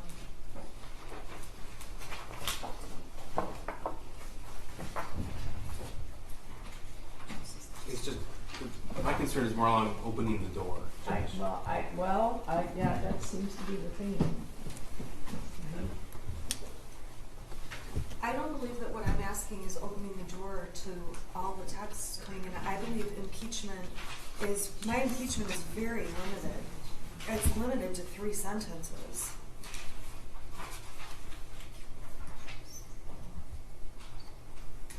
Okay. And then Okay, you're operating under 803. under 803, and let me just find 803.3 is then existing mental, emotional, or physical condition.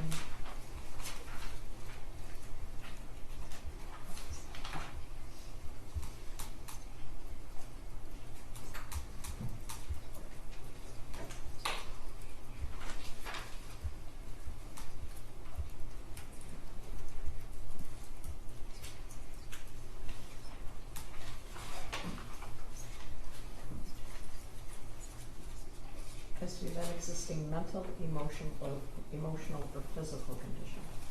I think that's a then existing. I have a headache. I feel sick.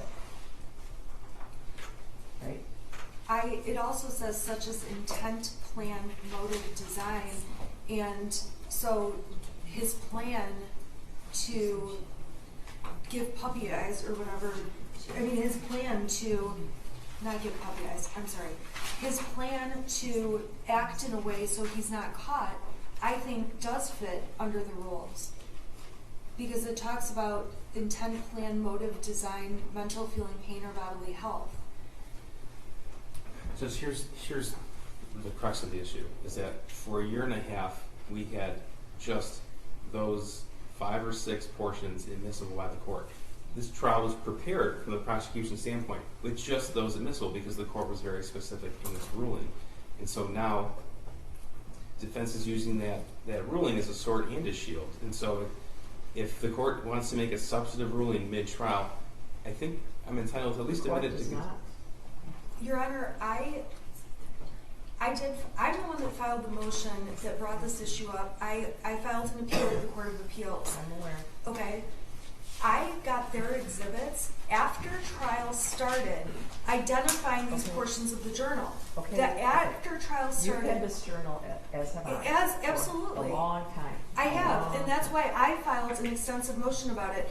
But now that they're using bits and pieces in trial, we used only that was identified on June 27, 2022. it shouldn't preclude me from impeaching. Okay, but that's what I'm going back to. Who are you impeaching? What rule allows you to impeach someone who's not testifying?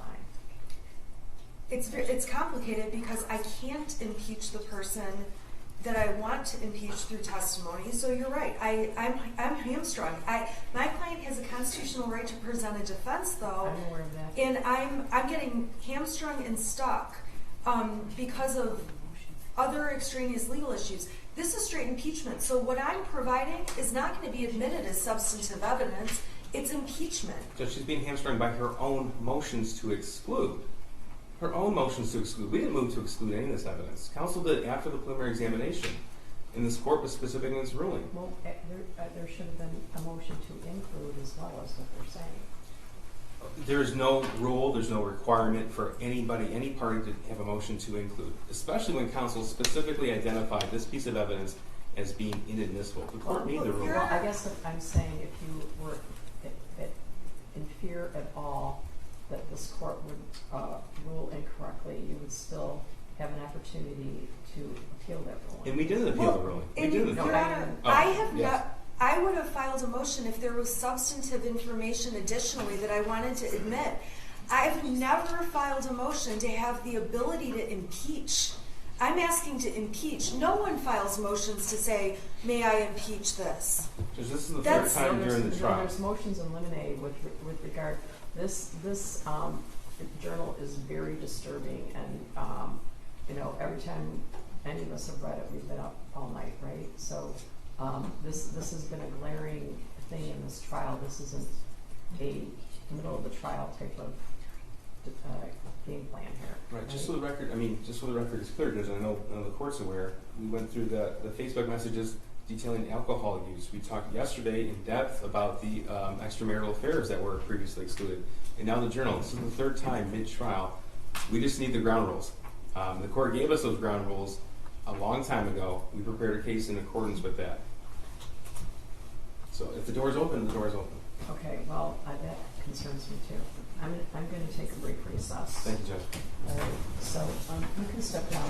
Thank you, Your Honor. You can't discuss your testimony with me now. Yes, Your Honor. Okay. All right. I'll be back. All right.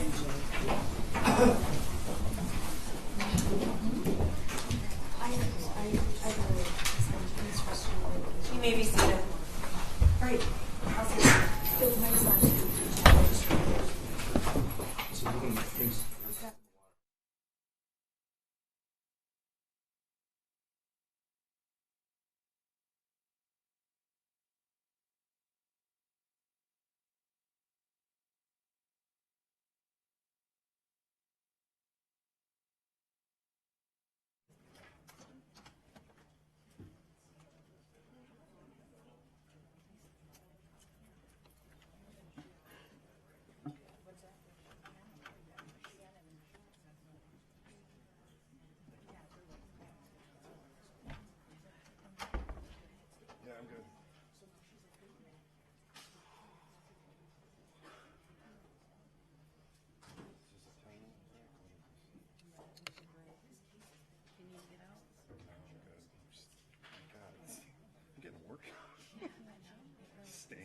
But it's like, gross.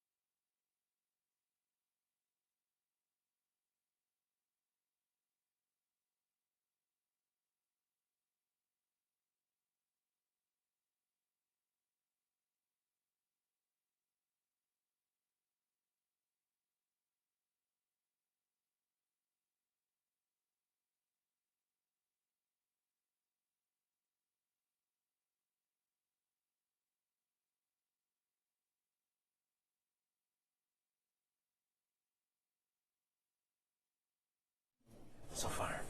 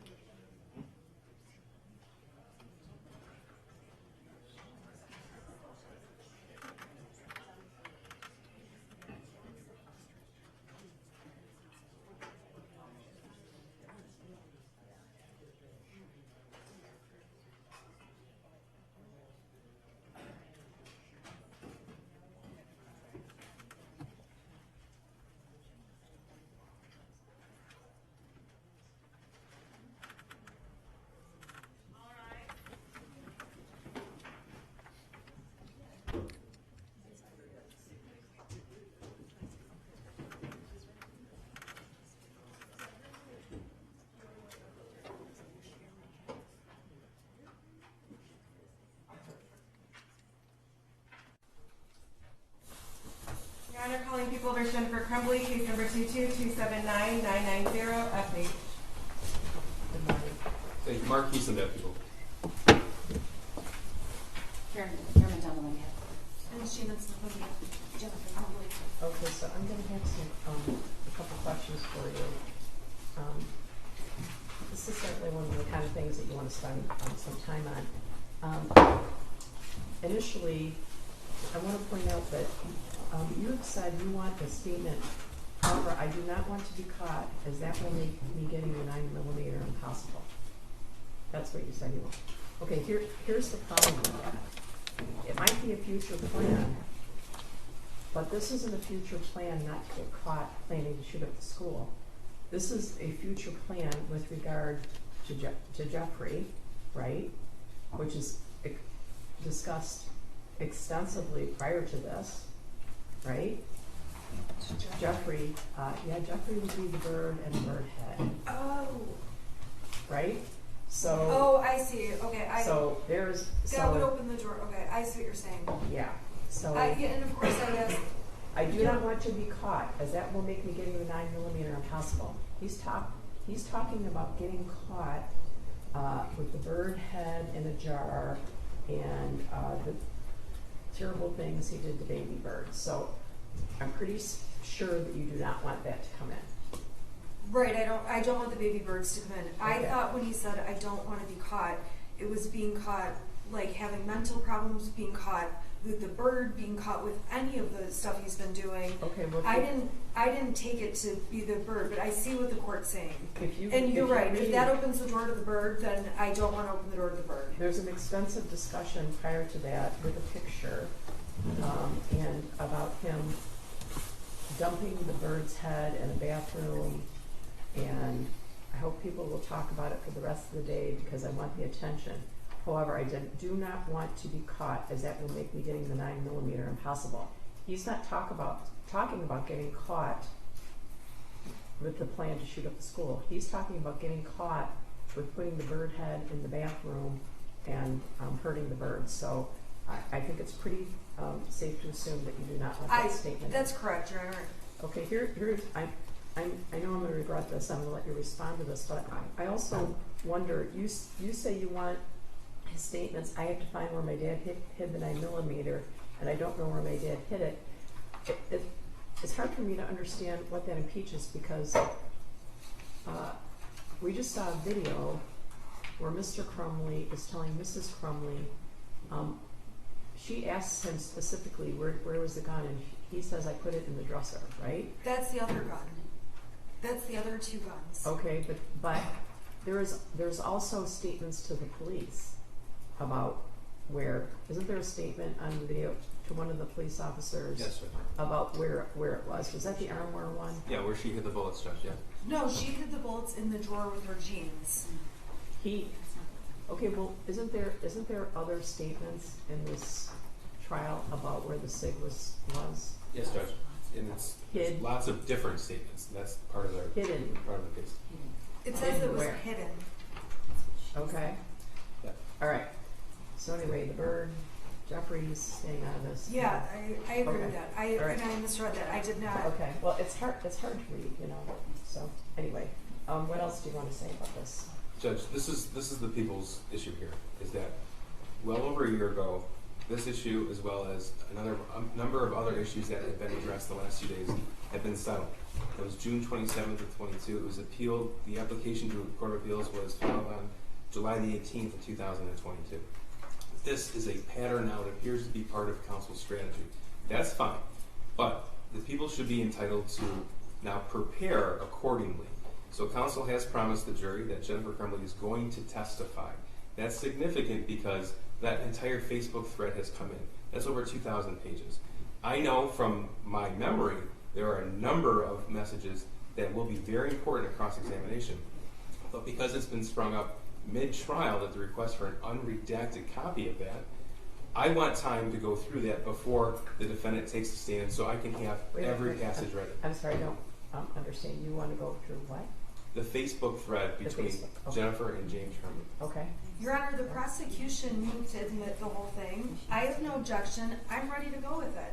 Okay, They moved to admit the whole thing in front of the jury. Now he's saying he's not ready for it. Wait a minute. Am I missing something? I'm talking about the journal right now. Yes, this is the pattern, Judge, the pattern of strategy. And again, counsel's entitled to her own strategy. Right. However, we are entitled to prepare our witnesses accordingly, including the cross-examination of the defense witnesses. We responded to the defendant's motions with the journal in particular with a select number of passages that firmly fit within the instructions provided by this court. And that was in response to her motion, wasn't it? Yes, Judge, and it's the court's order, not the defendant's order. So we're following the court's order when we prepare for trial. Again, if counsel wants to reverse course mid-trial as part of our strategy, that's her decision. But we need to have the time to prepare.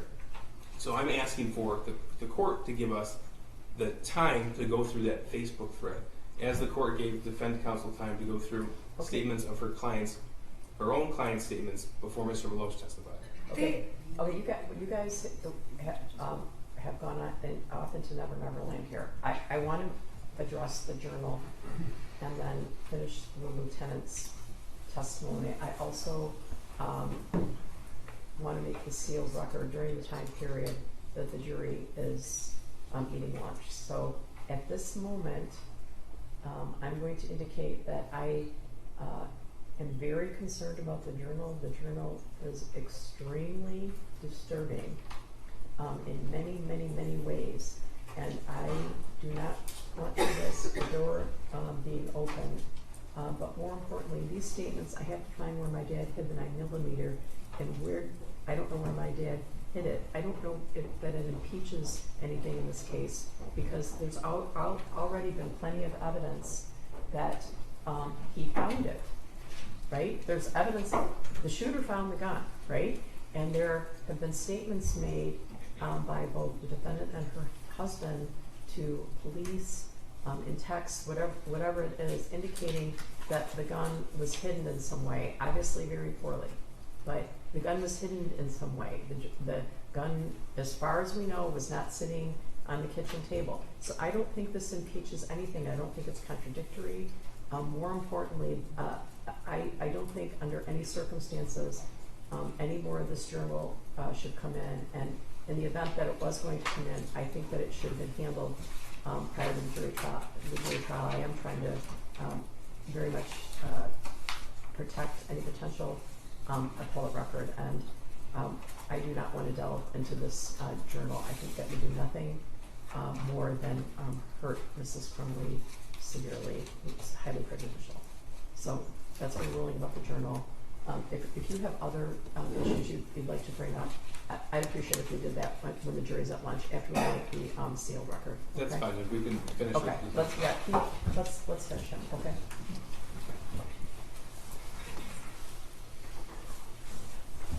Okay, their lunch arrived, so they were eating it. Okay. Lieutenant, I'm going to indicate that you should not discuss your testimony with anyone because you're in the middle of your testimony. Yes, all right.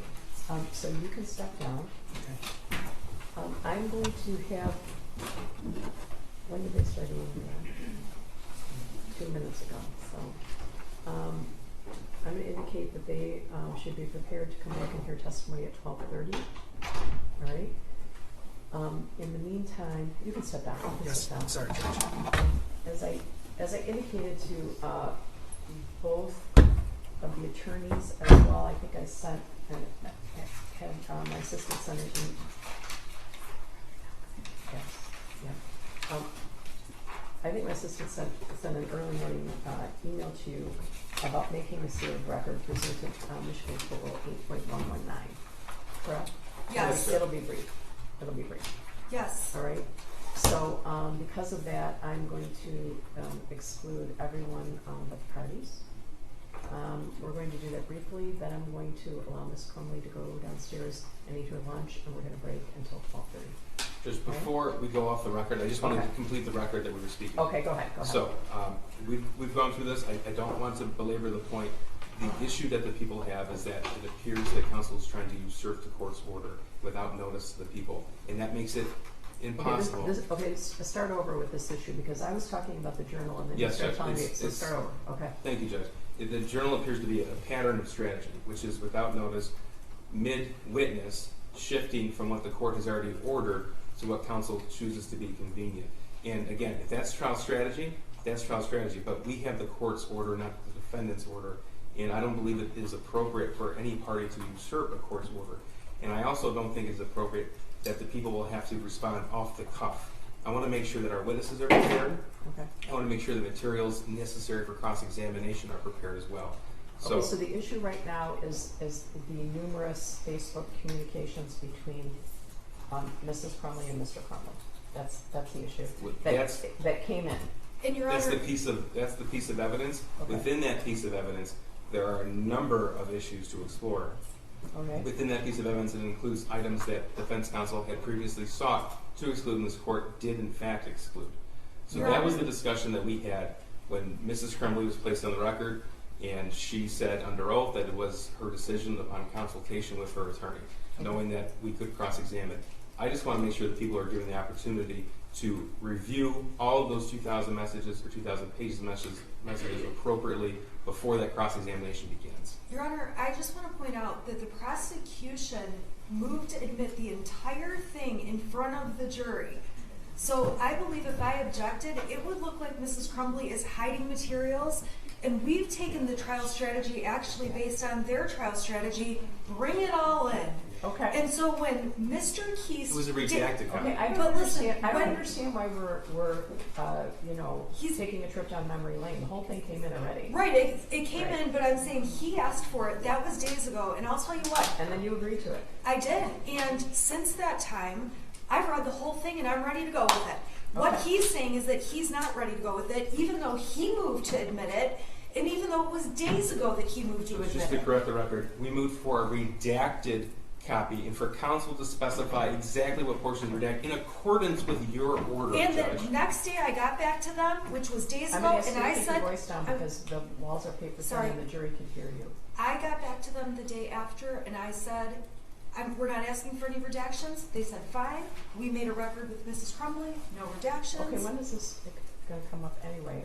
How far are we going to get after Lieutenant Willis?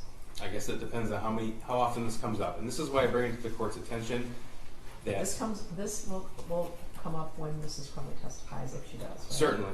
Okay, is that the only time? Well, I brought up the pattern to the court's attention because it does appear to be a pattern. The only reason I bring it to the court's attention now and our objection to that is because it appears to be a continual theme. So I want to bring it to the court's attention now, and I want a record made of it. That's why I bring it up now. Okay, well, you can't admit something and then unadmit something. There's no court rule that says you can do that, right? Okay. No, it's the redacted portions. It's the portions within that would have been inadmissible prior to. Yeah, I get it. Okay. Yeah. We said we We're letting it all hang out. We're letting it all hang out. Okay. I don't want any redactions because I think it makes it. Mr. Keast has made it look like if we put redactions in there, we're hiding stuff. I So don't I'm even know why not. we're talking about this. We The shouldn't whole be. record came in. It is in evidence. It is fair game. Okay? All right. That's You're what we're doing. With respect to the sealed record, I just like to rely on my written pleadings. Okay. Well, you probably are, but I'm going to make a record of those because privileged, there are privileged conversations between the shooter and a therapist in those pleadings, and I'm going to make a record about that is sealed because I am. So, all right. So, Are they all going? yeah, I'm throwing everybody out. So. Recording stopped. But this will be on the record. Oh yes. Okay. This.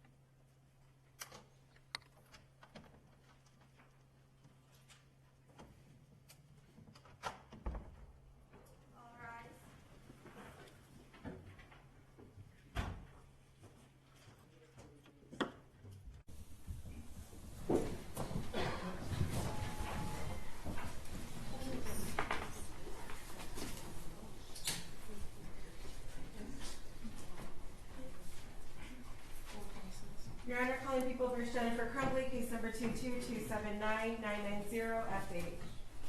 Karen McDonald on behalf of the people. Thank you, Mark Keith, on behalf of people. Thank you. I'm Shannon Smith on behalf of Jennifer Crumbley. Good afternoon.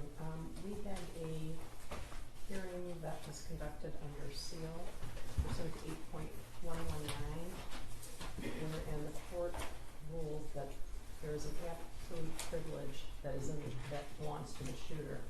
Therefore, none of the psychological or medical records of the shooter will be eligible to be admitted in this matter. All right, are you ready for the hearing? Yes. Yes, Judge.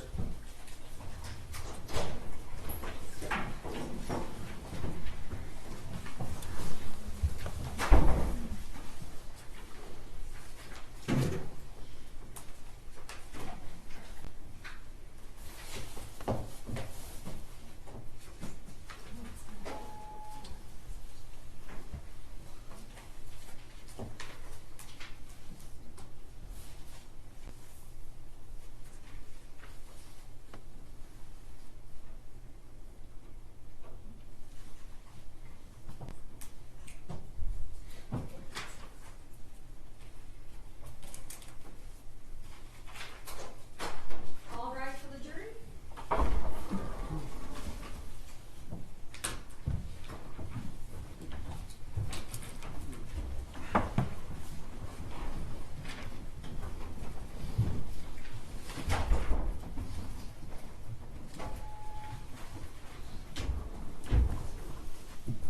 Good afternoon, you may be seated. Who is the next witness prosecutor?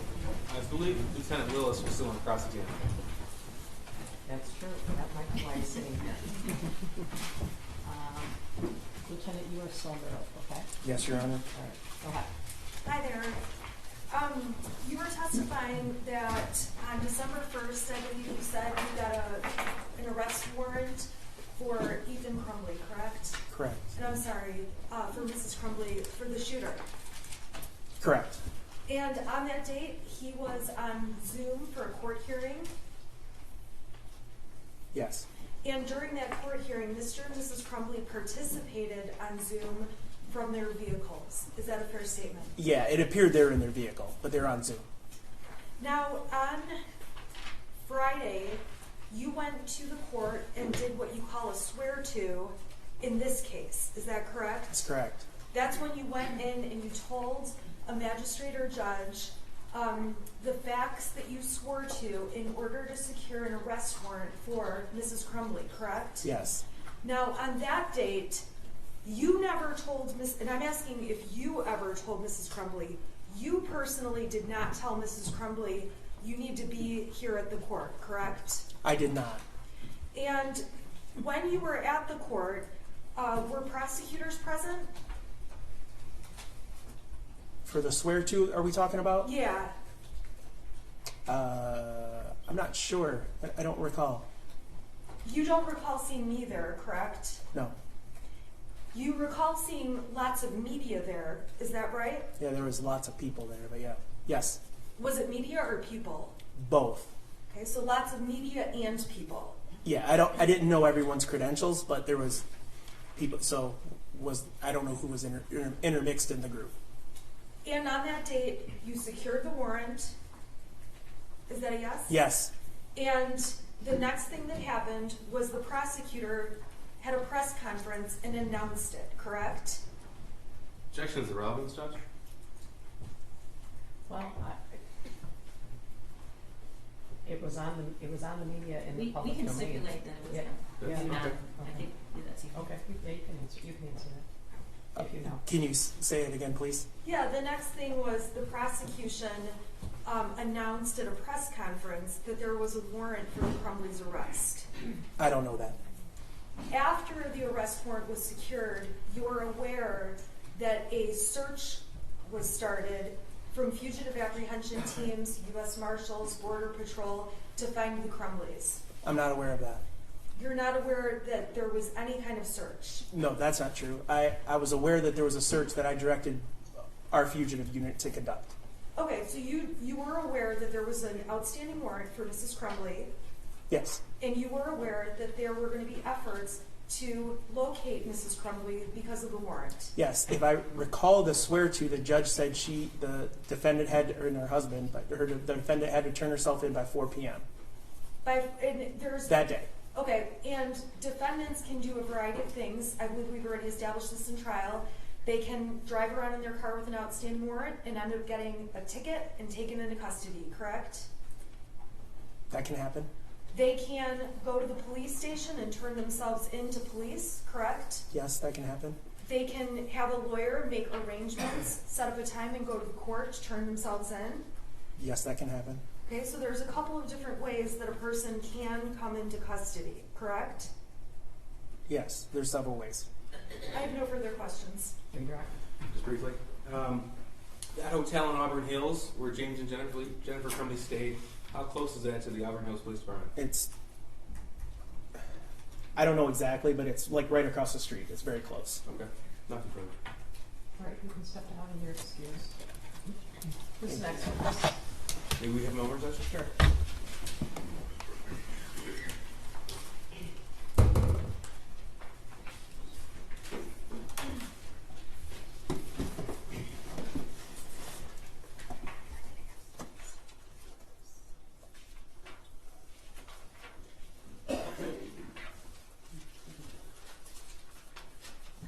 Thank you, Judge. The people are going to rest, but before we do, I just want to make sure the court's exhibit list reflects the same as the people's as far as admission evidence.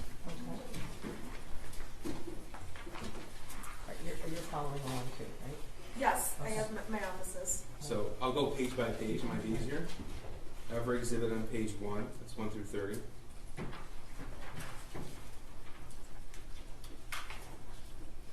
Every exhibit on page 2, 31 through 59. Exhibits 60 through 76, and then 78 through 94. That's on page 3. All exhibits on page 4. That's 95 through 122. 112 is admitted, correct? I have 112 as admitted, yes, Judge. Okay. All exhibits 123 through 148. Exhibits 149 through 160. Exhibit 162. Exhibits 164 through 169.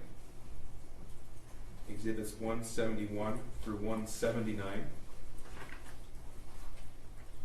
Exhibits 183 through 186. Exhibits 188 and 189. I'm sorry, 181? No. No, 183 through 186. And then 188 and 189. Exhibits 191 through 205. You have 187 not admitted, Correct. So we have 188 and 189, two that are admitted. And then 191 through 205 are all admitted. Exhibits 210 through 213. Exhibits 215 through 223. 206, 207, 208, 209. Not admitted though. I'm only identifying. Not 215? Oh, thank you. Not 215. Thank you. 215 was not admitted. Okay. Exhibits 216 through 223 are admitted. Exhibits 231 through 239 are admitted. Exhibits 242 through 247 are admitted. 248 is admitted as well. Thankfully, we have this now here. 247 was not admitted. Right. That's right, thank you. 248, yeah, sorry. 248 was admitted. 253 to 256 were all admitted. 278 through 284 were also. 268, 269 were admitted, thank you. 272 was admitted. And and then 278 to 284. This is where we do this. 285 through 291 were all admitted. 296 and 297. 285? 285 through 291. Okay. And 293 was admitted. 296 and 297 were admitted. Exhibits 300 through 309 were all admitted. Exhibits 316 and 317 were admitted. Exhibit 340 through 345 were all admitted. Exhibit 347 through 357 were all admitted, as were all exhibits through 388 on the next page.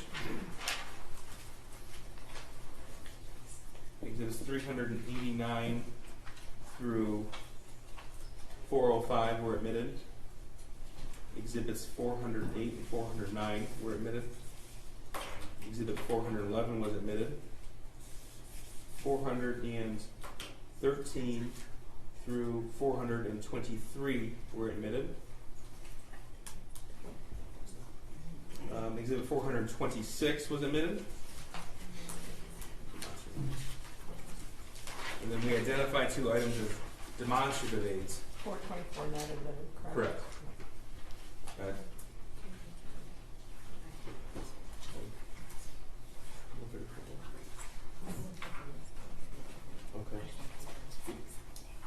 135, Judge, can we go back to that page, please? That was not it. I just want to confirm that I said that correctly. 135. That was not admitted. Not admitted. Thank you. And Judge, the 2 demonstrative exhibits that were just identified for the record, 427 and 428. Does that reflect the census as well? Okay. Do you have anything different from that, Ms. Smith? I have no objections. Okay. And the people rest. All right, so, Ms. Smith. Your Honor, I believe at this point the court needs to excuse the jury for a moment, unless the court would like me to make a motion No. later. Okay, I can do that. Or if you want to do testimony, we can do that motion later, whatever you want. Okay. Okay, if we can wait, we'll wait. Yes, okay, that sounds good. All right. Okay, so, Your Honor, the defense calls Jennifer Crumbley to the stand. All right, well, I might, should I excuse the jury for a minute? Yes, sir. I'm going to excuse for a minute, okay? All right, the jury. Like 5.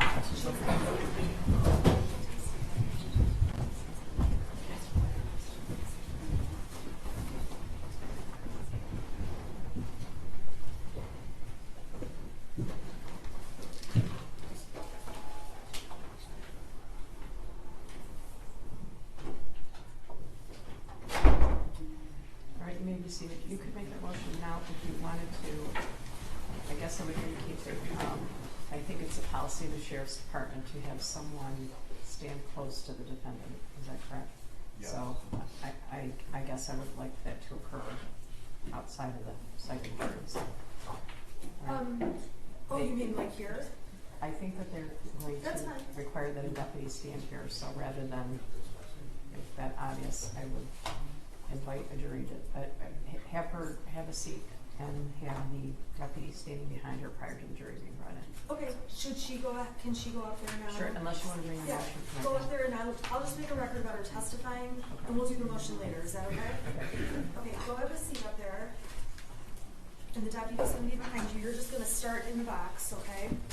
Could you raise your, can you raise your right hand? Do you swear or affirm the testimony about to give? Is it this help you guys? I do. All right, you can be seated. Ms. Smith, would you like to question her? I would. For the record, can you start by stating your name, please? Oh, sure, yeah, you can post it. Let's see what it was like. Hi. Can Hi. you start by stating your name? It's Jennifer Crumbley. And Mrs. Crumbley, you and I have been working together since December of 2021, correct? Correct. And is it fair to say over these last 26 months, we've discussed whether or not you intended to testify a number of times? We have. Do you want to testify in your case? Yes. Do you understand that if you did not testify, this judge, this court, would give the jury instructions that it cannot be held against you? Yes. Do you understand that after I question you, the prosecution is going to be able to cross-examine you? Yes. And do you understand they're going to be able to cross-examine you about all of the evidence that's been admitted in the case, including all of your text messages or your Facebook messages to your husband, all of those messages with Mr. Maloche, all the evidence in the case, Yes, correct? I do. They get full reign on cross-examination. We've gone over that, is that correct? Correct. And do you have any questions for myself or for Judge Matthews about testifying? No, I don't.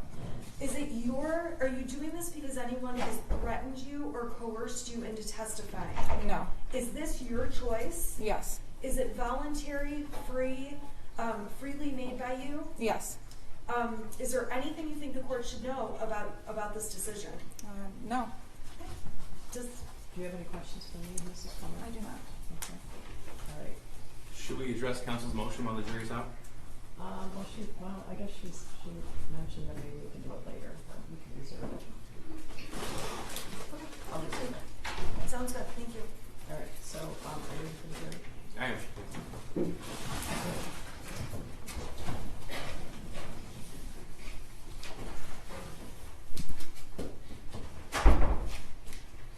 If you need to take a break for any reason, let me know. Okay. Thank you.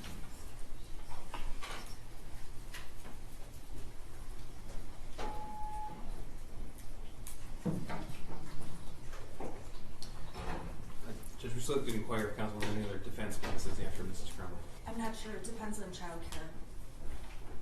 So who would that person be? I'm not sure. They have never told me who they were calling. I'm not sure.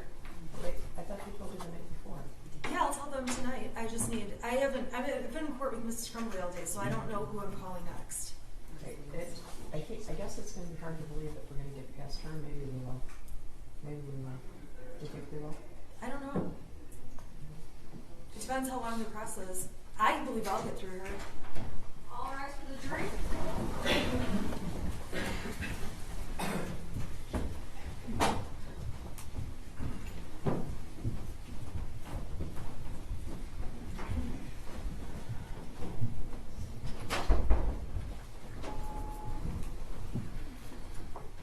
All right, you may be seated. Ms. Smith, you become the client, correct? Yes, thank you. All right, Mrs. Crumbley, would you raise your right hand? Do you swear or affirm the testimony about today is the truth, so help you God? I do. All right, thank you. Would you state the name for the record, spell your first and last name? It's Jennifer Crumbley, Jennifer Crumbley.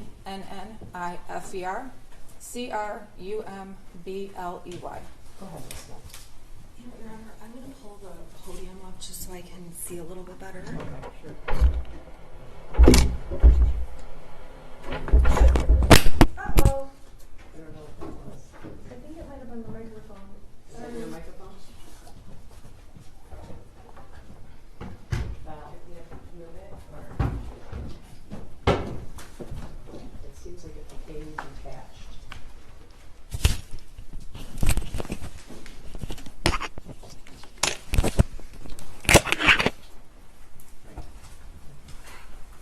All right, good afternoon.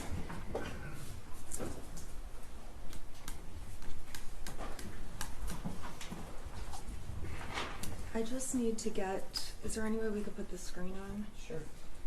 Okay. Usually that one goes on last, so.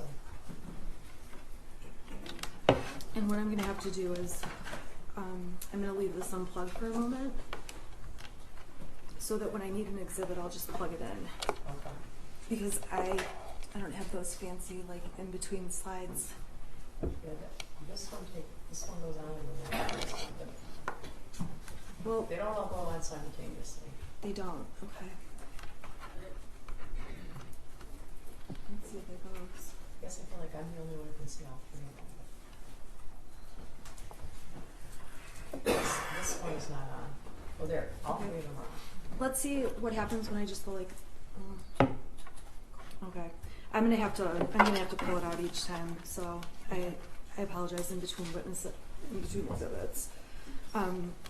So that I'm gonna pull it out. Okay. All right, Mrs. Crumbley. Can you please start by identifying yourself? Tell the jury who you are. My name is Jennifer Crumbley, and I'm the defendant in this case. And how old are you? I'm 45. Mrs. Crumbley, the jury has heard so much testimony. Do you agree? Yes. Okay. I'm gonna go a little bit faster through things, and if there's something we need to explain, or if I'm cutting you off, let me know. Okay. Okay? And you understand that as I speak, you have to wait for me to finish speaking? Correct. Okay. So, Mrs. Crumbley, very briefly, go ahead and tell the jury what you did for a living. I was a marketing director at a real estate acquisition company. And how long did you hold that position? 5 years. Now, does that kind of position include any kind of presentations or public speaking, anything like that? Not a lot. Okay. And how do you feel right now about talking to this jury? Public speaking is probably my biggest fear, so very nervous. Okay. And at times, you have been upset during this trial, is that correct? Correct. Are you okay to keep proceeding? Yes. I want you to tell this jury just a little bit about your personality, and I think we've seen some of it on the videos. Is that fair to say? You have. Okay, let's talk about when you have a really stressful situation. What is your, let's say an animal dies in your family or a person dies in your family.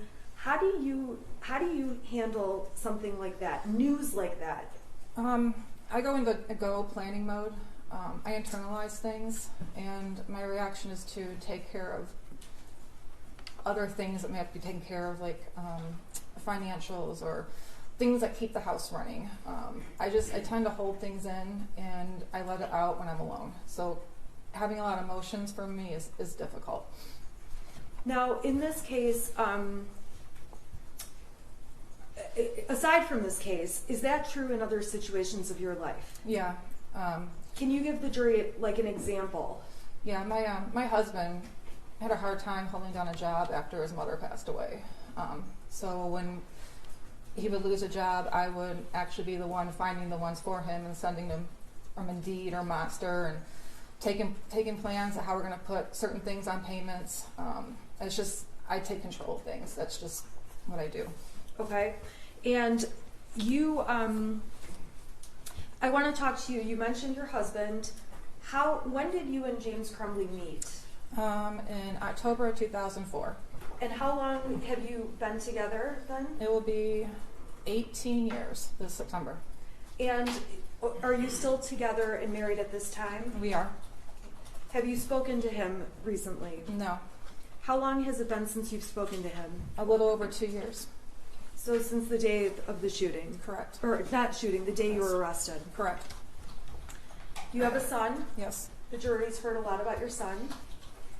Okay. I want to talk about your son prior to November 30th, okay? Okay. Tell the jury how old he was at that time. He was 15 years old. And give the jury an idea about what kinds of things he was into, what his hobbies included. Oh, he was really into bowling. He was actually really good at it. He was into metal detecting.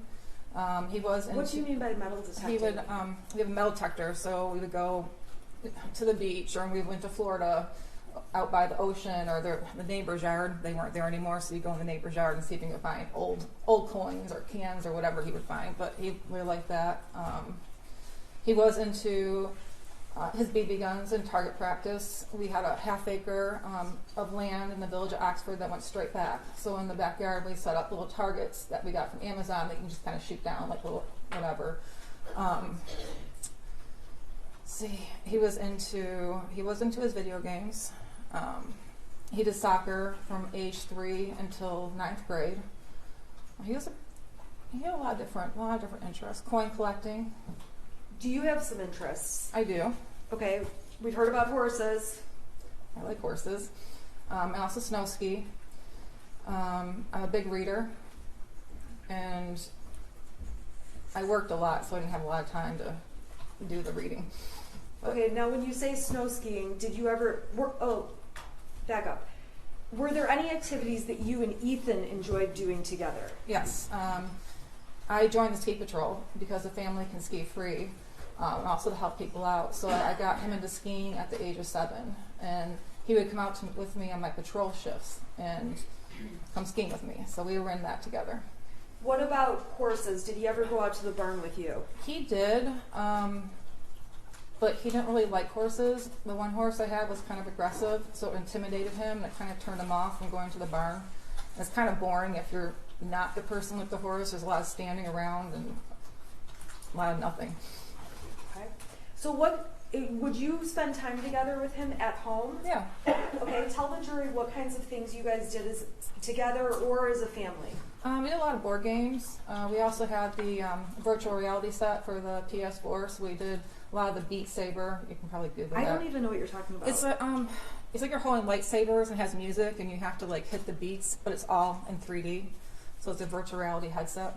Okay, so you would do that with him? Yeah. Okay, what else?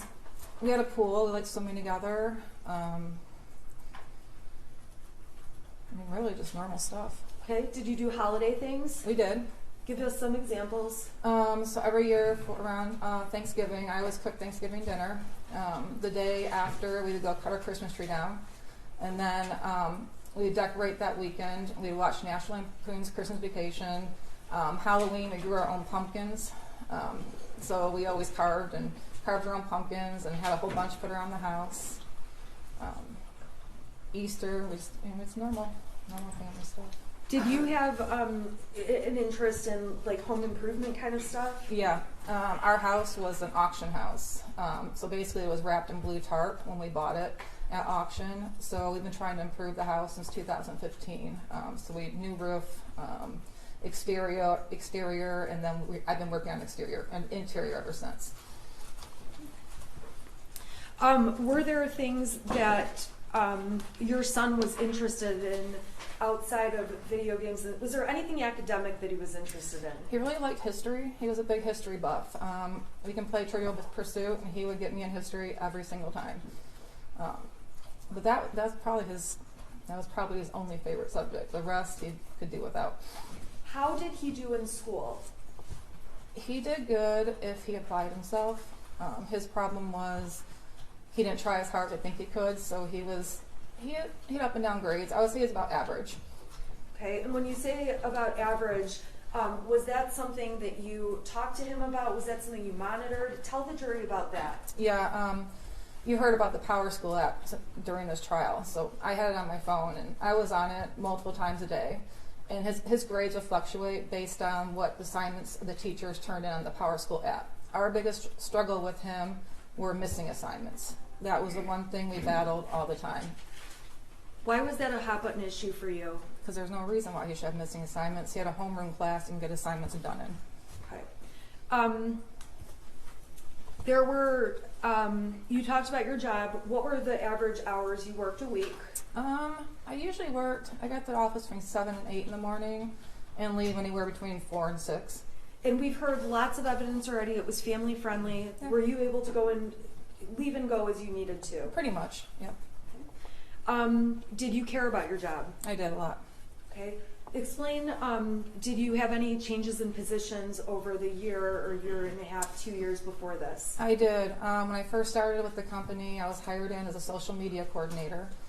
I stayed in that role until about 2020. I got promoted to director of marketing. And I held the position until I was terminated. Okay. And you were, did you work during COVID? I did. I worked remotely for about 6 months during COVID. Then I went back to the office in, I believe it was August of 2020. Did you enjoy work? I did. It was fun. It was it's exciting, and I like doing graphic design. I did. I really liked my job. Now, the jury already heard about Brian. Brian testified. Correct. Tell the jury about Brian. Well, I've known him since high school. We've been friends since then. He's part of the horse community. He has horses. And as you heard yesterday, we did have an extramarital affair. That's probably the extent of our, but yeah. But we were good friends too. How often would, in terms of the affair, how often would you spend time together with Brian during 2021? Maybe an average of once a week. Okay. How Less. long did the affair last over? About 6 months. Do you feel like that affair caused you to neglect Ethan or not spend time with him, I'm sorry, your son, in any way? No. Explain why you don't feel that's the case. Because when I met with Brian, it was in the mornings. On his way home from the station, he would pass my work. And so the time I was coming to work, we would meet at the Costco parking lot. And that was it. He'd go about his day, I'd go about mine. And is it fair to say that you lied to keep that affair going? Yes, I did. And what, I apologize if I asked this, I just am not writing notes. Did you say the date range that started? It was around spring of 2021. Okay. And as far as you knew, did you ever talk to your son about that? No. And did you ever talk to your husband about it? No. If anything, you lied to him about what you were doing, or lied by omission, not telling him. No, yeah. As far as I knew, I was going to work in the morning. That was. Yeah. Okay. Outside of those morning times, how many other times would you say you and Brian got together? It was 2 or 3. I went on some business trips where I would stay overnight, and he would meet me. He would meet me at the hotel. So that happened 2 or 3 times? 2 or 3 times. Were there other business trips you took where he did not meet you? Yeah, there's quite a few.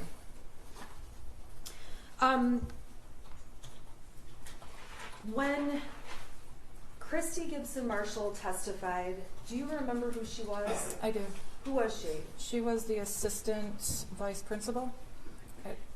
And she commented, she knew Ethan in elementary school, or she knew your son in elementary school, correct? Correct. And she said, she testified obviously already about recognizing him. Did that surprise you? No. She also mentioned something about emails with you. Do you recall having email exchanges with her? There is one regarding his report card, getting additional help in math. Was there any time at that point or into high school that you ever had to email with teachers about discipline issues? Not discipline, no.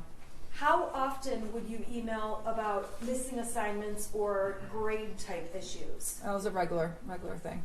Okay, and you said you monitored power schools every day. Approximately how many times a month would you say you went to the teachers, or was it weekly? I don't know. It would be, I wouldn't say it was on a regular basis, but when it happened, it was a series of messages. He'd be struggling in geometry, and so me and the teacher would message back and forth quite a bit, and then he'd start getting better, and it was die off. So it was sporadic, but it was a lot when it happened. Now, we saw pictures of your house. Yes. How did you feel about seeing those pictures? Horrible. Okay, why is that? Because my son has a very messy room, and it was right after Thanksgiving, and we hosted Thanksgiving, and it was pretty messy. It was kind of embarrassing. Okay. Really embarrassing. Explain the 2-bedroom thing, or what was going on with that. So my son, he had 1 bedroom, and it got out of control.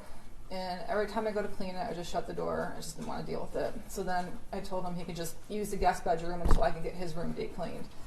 The day before Thanksgiving, I was deep cleaning because we have people over every Thanksgiving, and my intention was to clean both rooms, but I caught my oven on fire in the self-clean mode. So instead of, I had the fire department out and everything. So instead of getting his rooms clean, I'm just scraping out the black charcoal stuff inside your oven so I could cook dinner the next day. But yeah, he was in a 2nd bedroom because I didn't want to clean his room anymore. It was enough. Did you have any plans to do anything with all that stuff? Yeah, we're going through a lot of stuff because he outgrew a lot of the clothes and the shoes. There's a lot of toy-like things that he doesn't use anymore, so we were just going to pack it up and donate it. Okay, and when were you planning to do that? Between Thanksgiving and Christmas, before he got new stuff. Now, we saw a video, I guess I want to talk to you about, there's one friend in particular your son spent a lot of time with, correct? Correct. Okay, and we're not going to say his name, but let's just refer to him as the friend. Okay. Okay? Overall, was that your son's only friend? That was his only friend that came over. He did have friends that he talked to during school, but that was the only one that he spent time with outside of school. And how often would you say he came over? Oh, he used to walk home with them every day from school. The summertime, he'd go on camping trips with us. Sometimes he would spend more than a week with us. He called him my second son. Okay, he was the second son. Did you know he was going to be moving away at any point? Not that abruptly, no. Okay, so when he moved away, is it fair to say it was a surprise to you and your son? It was. What kinds of things would the boys do together at your house? Oh, they go down to the lake and go fishing. They would walk to Little Caesars or Frosty Boy. They go in the backyard, shoot the BBs. They go swimming in the pool. We took them bowling a lot. They just played video games.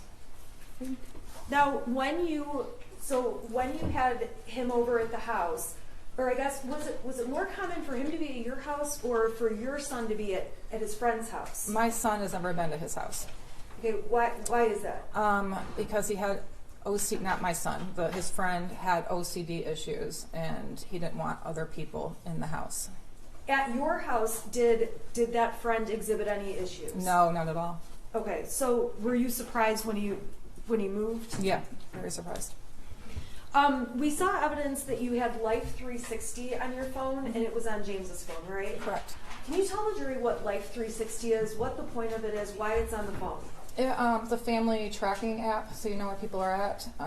My husband's mother-in-law got sick in the middle of April, and instead of me worrying about where he was while he was down in Florida with his mother and I was up here, we just installed the app on his phone, so I knew if he was at the hospital or if I knew he was at his dad's house. So just that way, I'm at the bottom. I'm always worried about him and places he goes. So it was just one thing that eased my mind a little bit. Do you is that something you frequently message your husband? Where are you? Where are you? Where are you? Mm-hmm. A lot. Okay, so the jury's going to see the entire stack of exhibits. If they go through all of your messages, how often a week would you say you're on top of him about where he is? Daily. What about your son? Were you ever worried about where he was? I mean, not during the day. He was at school. If he didn't get home from school the time he was supposed to, I'd worry about him. Okay. And did you ever ask James about him in messages? Yeah. Okay. Yeah. The prosecution introduced evidence that makes it sound like you and James only talk about these horses. Actually, the form of the question makes it sound, and this is direct exam, not cross, so these should be non-leading questions as well. How often would you say you discuss your horses versus your son when you're messaging each other? A lot more with the horses. Why is that? Because my horses, at least, were accident prone, and my husband didn't know a lot about horses. They were more my thing. With him working from home, a lot of times I'd have him go out and check on them, tell him what to do. He started getting into them, and he had questions. I knew my son was at school. I knew where he was at during the day. I could talk to him after school. Horses can't talk, so if something's wrong, we've got to kind of figure it out. But yeah, we talked a lot about horses. Is it fair to say that, did you have additional conversations with James about horses and or Ethan? Yeah. How often would you and James talk about or talk to Ethan? Well, talk to him every day. Talk about him probably every day too. Okay. What did Ethan have scheduling things you had to work out? Yeah, he had bowling practices throughout the week, bowling matches, and he worked part-time at a diner. So we had to work out transportation and scheduling with that. In terms of your relationship with your son, how did you think your relationship was? I thought we were pretty close. We would talk. We would, I mean, we did a lot of things together. I trusted him, and I felt like I had an open door, and he can come to me about anything. I mean, I felt as a family where we were, the three of us were really close. Okay, you're getting a lot of, no, it's okay. You're getting a lot of redness here. Is that normal? Yes, because I'm talking in front of people and my nerves act up, so I get splotchy and I might break out in hives, and I apologize. Okay, but you are okay? Yeah, I'm fine. Okay. So with regard to your son, did you ever go through his text messages, go through his bedroom? What kind of a parent were you in terms of going through those things? I did not go through his text messages. I didn't have a reason to. His bedroom I would go through when I clean it. When I come across things, I look through it to see if there was something I needed to keep or throw away. But I never went through his text messages. What about, you did say you went through his grades. Correct. Did you end up having discipline issues with him? A couple of times we did, yes. What kind of things would those be over? Missing assignments in his grades. Okay. Well, any other things that were discipline issues? No. At school or at home? No.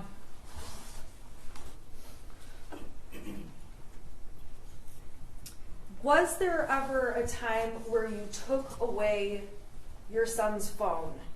Yes. Okay, do you recall when that was? I don't remember exactly. I just know he got really angry about it.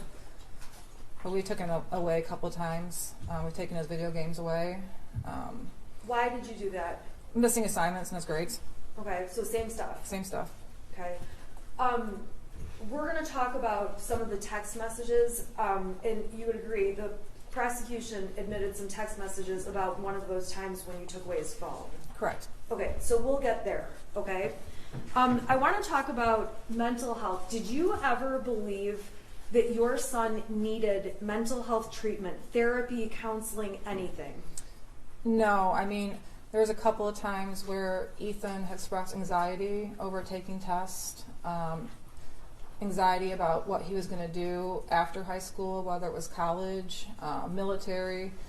So he expressed those concerns to me, but not to a level where I felt he needed to go see a psychiatrist or a mental health professional right away, no.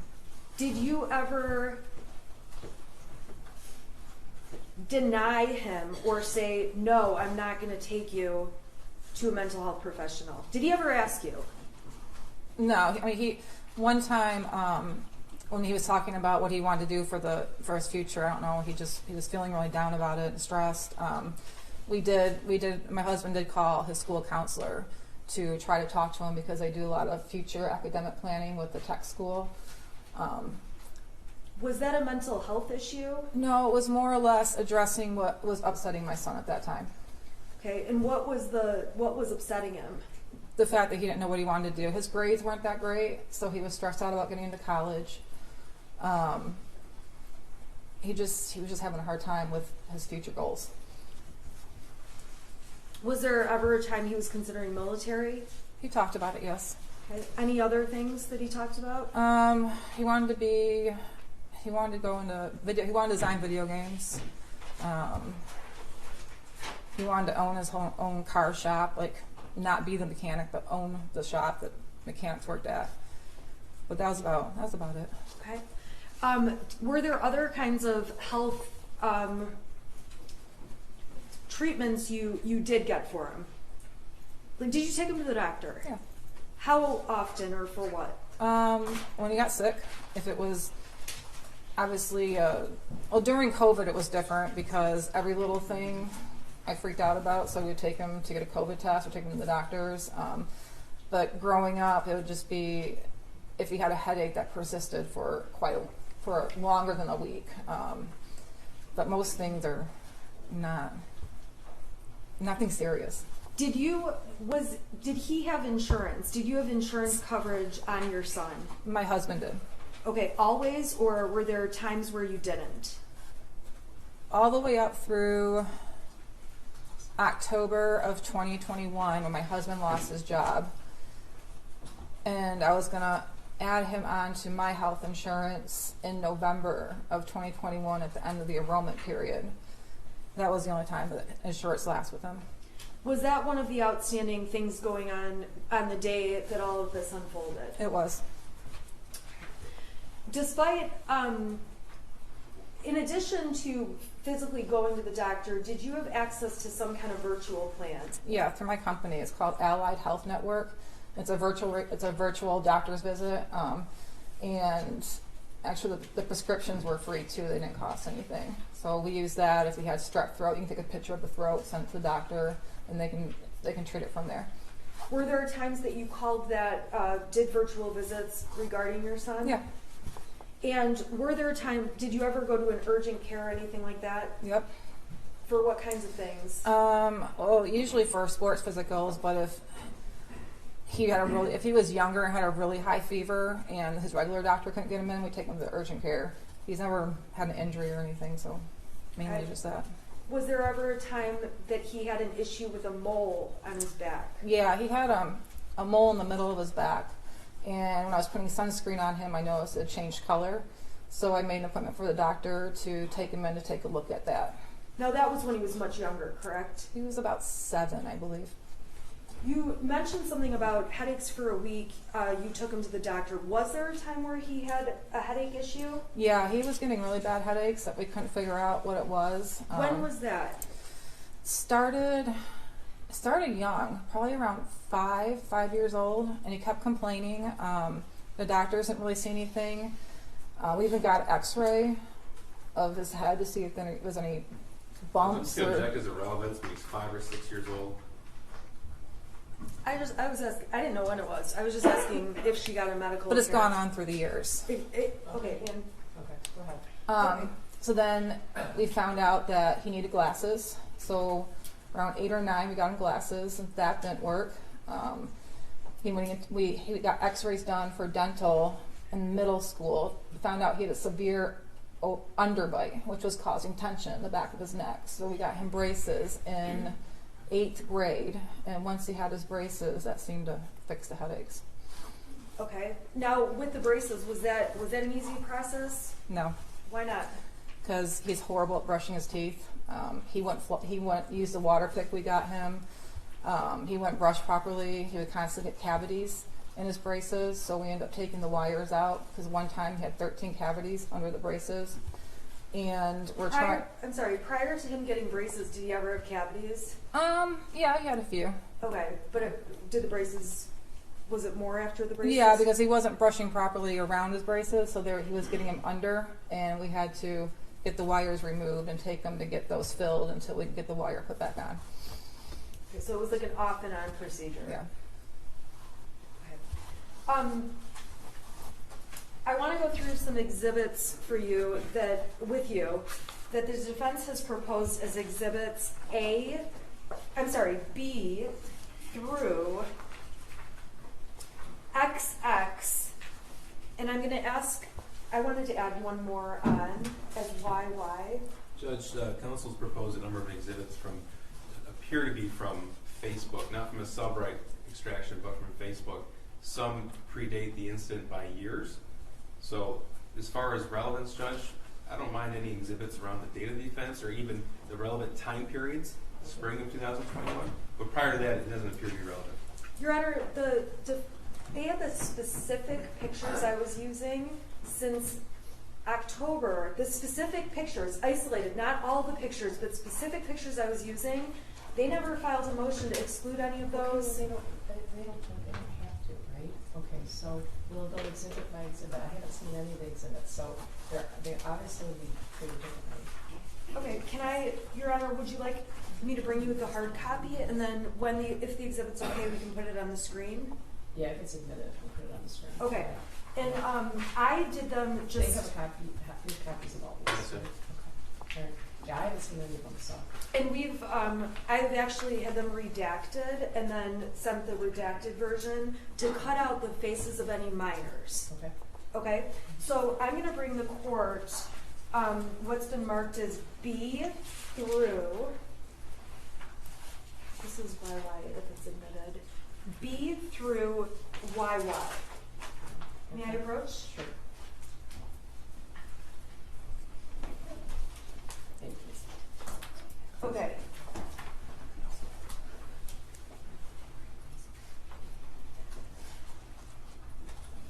Now B is I have a little bit of a problem because I was going to have my client hold those, so I don't put them on the screen. Because I don't know which ones, if any, the prosecution will stipulate to. So I can give these to her. okay, so the first proposed exhibit is B. It's It's several pages. It shows thumbnails throughout the years so the jury can see the variety of things posted on. Because the prosecution introduced text messages. How many pages is B?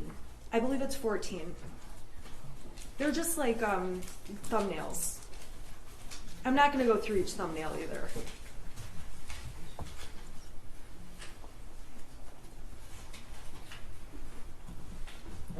I'm just wondering, where does the second one start? It's C, Exhibit C.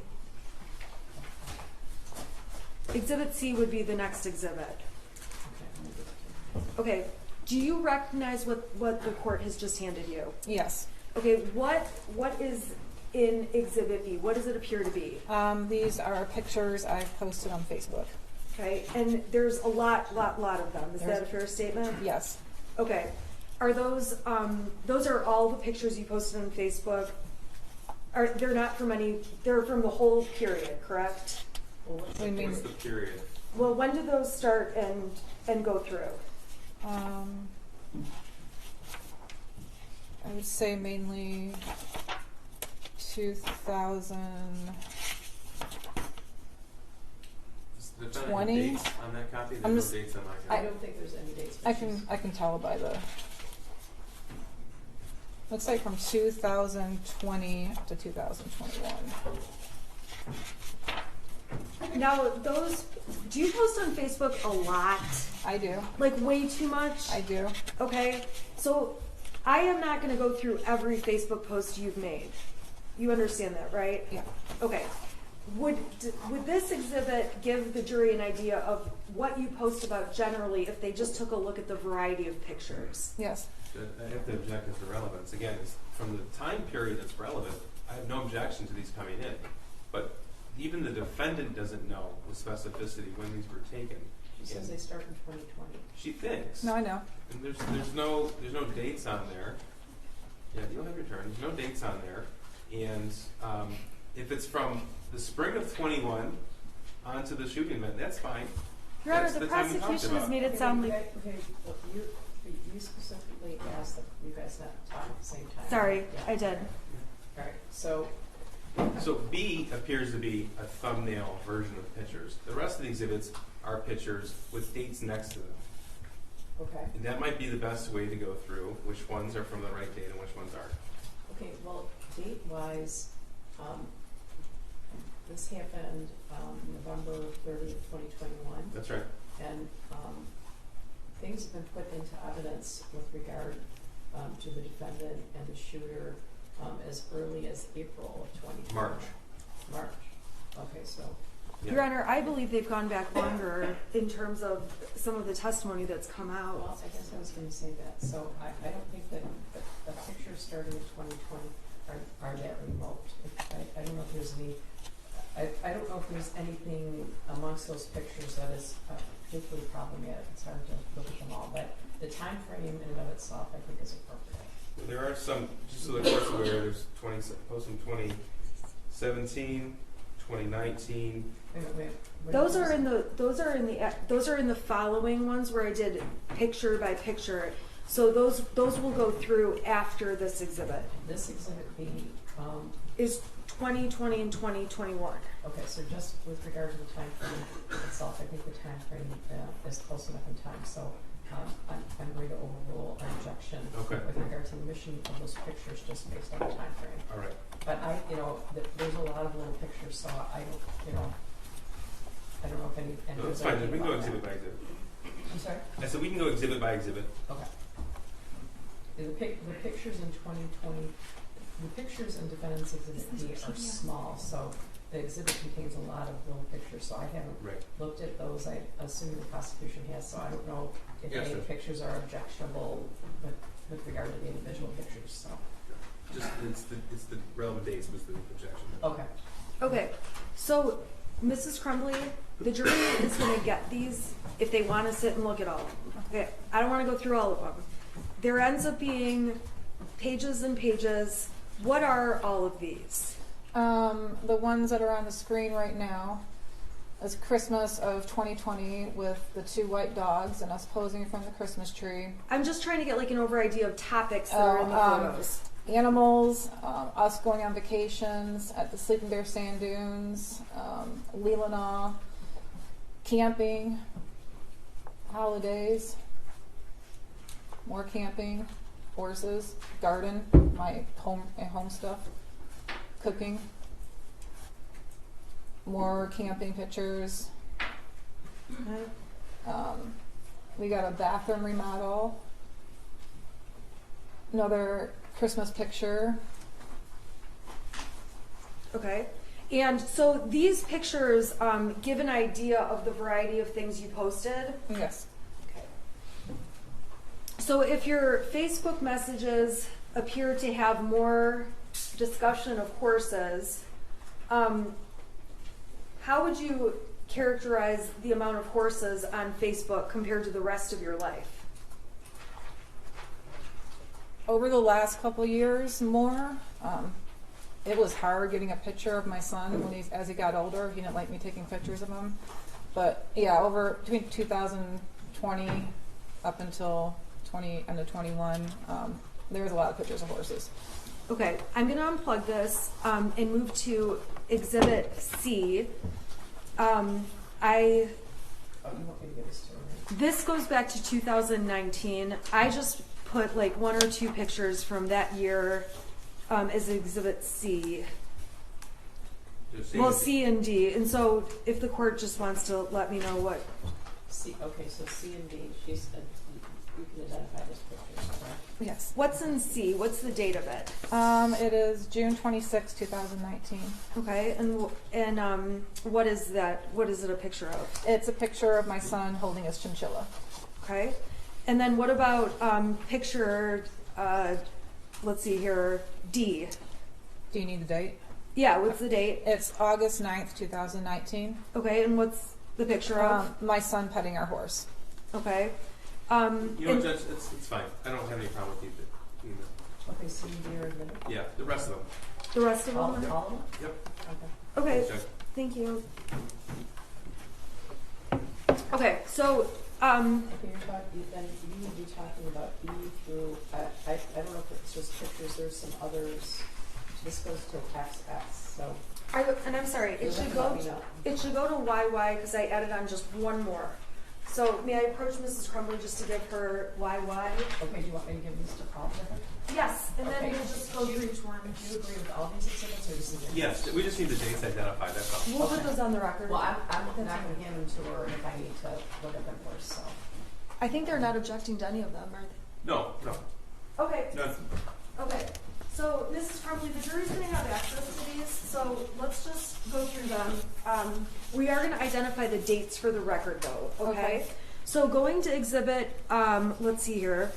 This is C. What's the date on C? That's June 26, 2019. And what is that? That's my son with his chinchilla. Okay. Now, I'm going to go down to D. What's the date on that one? That one's August 9th, 2019. Okay. And what's going on in there? That's my son with our horse. Okay. I'm going to go to E. That's his first day of 8th grade. That's August 26, 2019. Okay. And it's fair to say that I just picked out, these are not all your posts, No. right? Judge, I don't want to keep rejecting, but the form of the question has to be appropriate. Fair to say, this is a Okay. direct example. I'm asking a really stupid question, but I'll ask it in a better way. Am I showing every photo from your Facebook page? No. You post more, or how about, do you post more photos than what we see? A lot more. Okay, we're not gonna go through all of them though, No. okay? So this is the first day of what? I'm sorry, last day of, It's the last day of middle school. It's his first day of 8th grade. okay. I'm gonna go down to F. What's been admitted is F. What date is that on? October 11th, 2019. Okay, and what's happening in that photo? He just got his braces put on. Okay. And let's go down to the next one, which is G. What's the date on G? October 13th, 2019. What's happening in G? We're apple picking. Okay. So these are just posts of events. Or things you're doing, correct? Correct. Okay, this one is older. It looks like, or maybe not older, but what's the date on this one? November. I'm sorry, I'm on H. Mm-hmm. Okay, go ahead. November 7th, 2019. Okay, and we see your son in this picture on the left, correct? Correct. What's going on in this picture? He's on his, it's the 9th grade Washington, D.C. trip with the school. Okay, I'm going to go down to I. What's the date on I? May 23rd, 2020. And what's happening in that picture? Can you scroll up a little bit? We're somewhere up north. I don't remember where, but we're on probably a camping vacation. Okay, he doesn't look thrilled to be in the picture. He doesn't like pictures. Okay. Let's go down to J. What's the date of J? May 23rd, 2020. Who's in this picture? It's my son and James. Okay. I'm going to go down to K. This is a post you made? Yes. What date? August 5th, 2020. What are you showing there? The house when we first bought it and the improvements we made so far. Okay. So this is like a comparison before and after? Yes. All right. L. What's the date on L? August 16th, 2020. Okay, and there's a large black box out. What's under the box without saying who it is? His friend. Okay. So where are you guys in this picture? Looks like we're up north. Okay. Then we're going to go to M, and we're on September 28th. I'm sorry, what's the date of this picture? September 28th, 2020. Okay, what's this picture? That's a picture of my son and our horse. Okay. I'm going to N. What date is this? October 23rd, 2020. Okay, and what is this a picture of? Something Ethan drew. Sorry, my son drew. Okay, and why did you include this? Why did you post about that on Facebook? Because he's always a really good drawer. He just draws all the time, and we got a lot of artists, actually tattoo artists in our family, a lot of good drawers. So said it was in his genes. Okay, that's why you said art is in his Correct. the genes. Correct. Okay. All right, I'm going to O. What's the date on this one? October 30th, 2020. Okay, and what's going on here? We are carving pumpkins for Halloween. And there's a big black box. That's his friend. Okay. I am going down to P. What's the date on that one? November 21st, 2020. Okay, and who is around for this picture, even if you can't see them in the picture? It's me and my husband and my parents. We're down in Florida over Thanksgiving. And what is this that you're doing? We're playing Dark Tower. Okay. Did you guys play games with Ethan often? Yes. What games did you guys play? We played Trivial Pursuit. We played What the Meme. We played Yahtzee. We play card games. We played a lot of Uno. The one with all the dice, Farkle, I think it's called. Yeah, Farkle. I don't know. We played a lot of games. Okay, I'm gonna go down to Exhibit Q. What date's that? That's November 24th, 2020. Okay, and we see who's in the picture? My husband and my son. Okay, Exhibit S. What's the date? January 22nd, 2021. Okay, what's going on in R? My son and his friend are playing Jenga. Okay. S. Do you know the date on S? Can you scroll up? It's for some reason this one is different. Well, it looks like it says February 25th, 2021. And what's going on here? What's happening in February of 21? They're at a bowling match. Okay. Now let's go down to T. What's the date on T? February 26th, 2021. And what's happening here? My stepdaughter came up and visited from Florida, and that's my son with his arm around her. Okay. And with these photos, again, are there, on your real Facebook profile, are there more photos, or is it just what we're seeing? There's more. Okay. So what's the date on this exhibit U? May 15th, 2021. Okay, and what's the point of this post? There's a couple pictures. I was showing our backyard improvements that we've done since we bought the house. Okay. And then let's go to V. What's the date on V? May 16th, 2021. What are you showing here? Our garden. Okay. Now, this is W. What's the date on W? May 29th, 2021. Okay, and who's that? It's my son and Dexter, his kitten. Okay.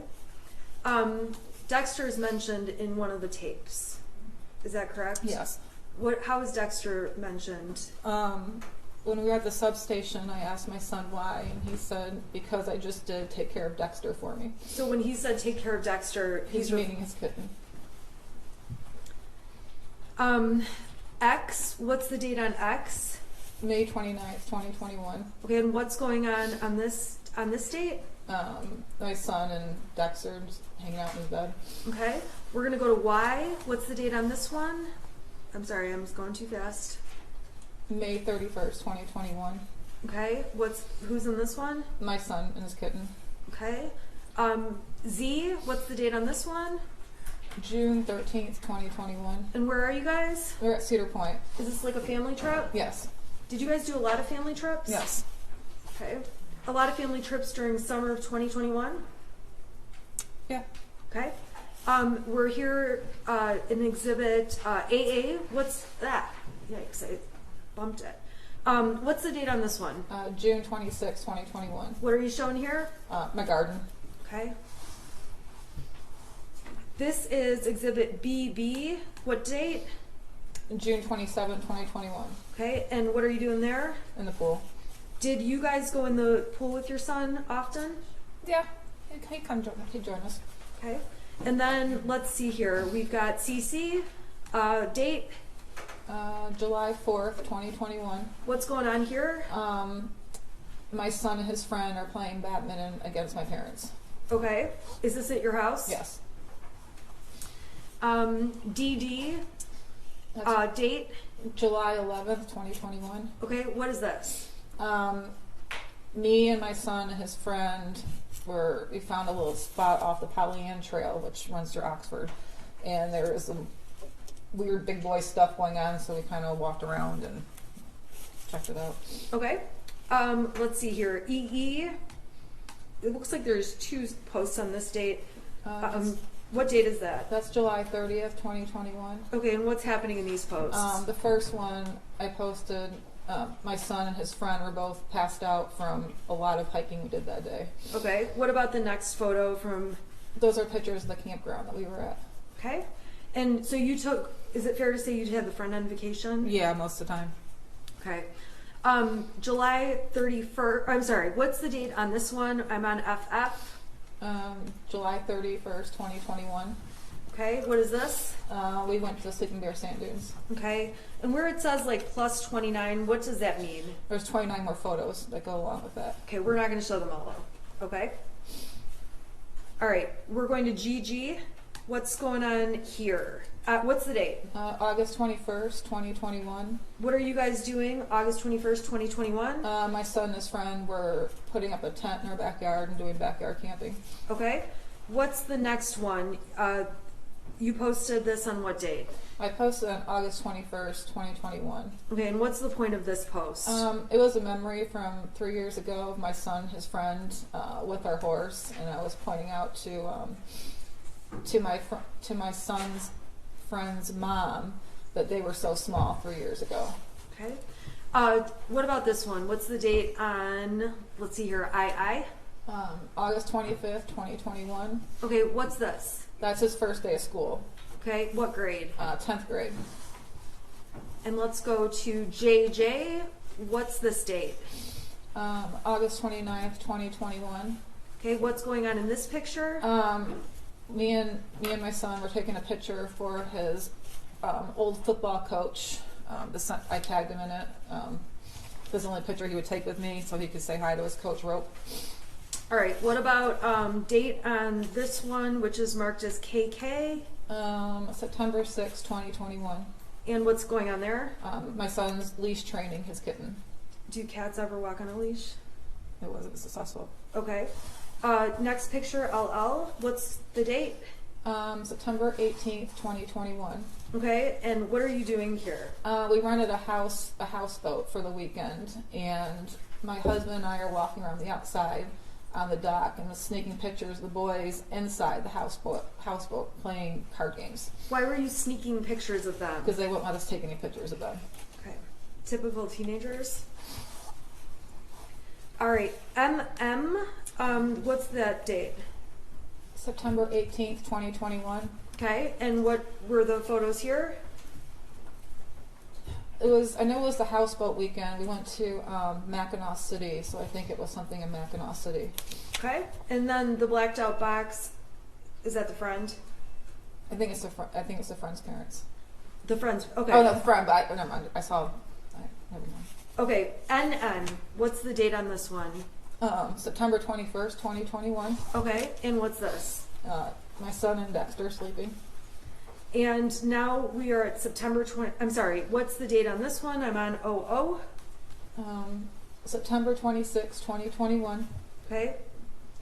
What does that show? We were breaking up our side steps of the deck and planting a flower bed in the front of the house. Okay. So we're in fall of 21, is that fair? Yes. Okay. What's the date on this picture? I'm on PP. October 3rd, 2021. Okay, what's this picture? What are these pictures about? We decorated our house for the Halloween.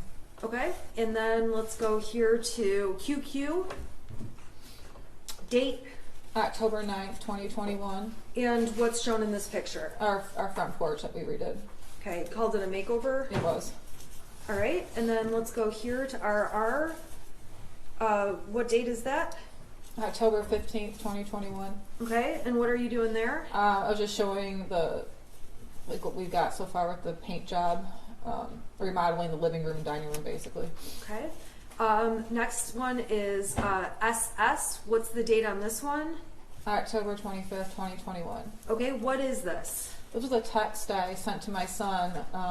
Him and my husband were going somewhere, I don't remember, but I was just checking in. I said, you guys are okay? And my son made the comment, no, we're in the back of a white van headed to Alabama, because he's very sarcastic, and I found it funny, and I posted it. Okay. Was he sarcastic more? I'm sorry. Go ahead. Explain the sarcasm. I mean, that's an example of it right there. Okay. Yeah, he was always sarcastic, always messing around with us. Okay. When you say messing around with you, we're gonna get to that when we talk about some other posts. Is that fair? Okay. Okay. So let's go down to this photograph. TT. What is this? What date? That's October 29th, 2021. Okay. And what are you doing? That's where we're on the virtual reality playing Beat Saber. Okay. And then this one, UU. Okay, what's the date on this one? November 26th or 25th, 2021. Okay, and what's going on here? Thanksgiving. Okay, Thanksgiving, is this Thanksgiving Day? Yes. So this would have been Thursday. Correct. Okay. We're going to talk more about the next couple of days more slowly, but I'm going to go through the pictures first, okay? And then I'm going to take them off the screen so we can talk a little more. Is that all right? Yeah. Okay, so what is this post? What's the date on this one, VV? November 25th, 2021. And what is this picture? What are these pictures showing? Our family, my aunt and uncle, my cousin, her husband, and then me, James, and my son. And then it shows us playing dice. Okay. Or left, right, center. Is this on Thanksgiving? Yes. All right. And then on WW, what day is this on? That's November 26th, 2021. Okay, and what were you guys doing on this day, November 26th, 2021, which is a day we're going to talk about in more detail? We were cutting a Christmas tree down. Okay, and then ultimately we have XX. What date is this? November 27th, 2021. Okay, so this would have been Saturday? Yes. And what's going on in this picture? We got our Christmas decorations and everything out. Okay, Then we have YY.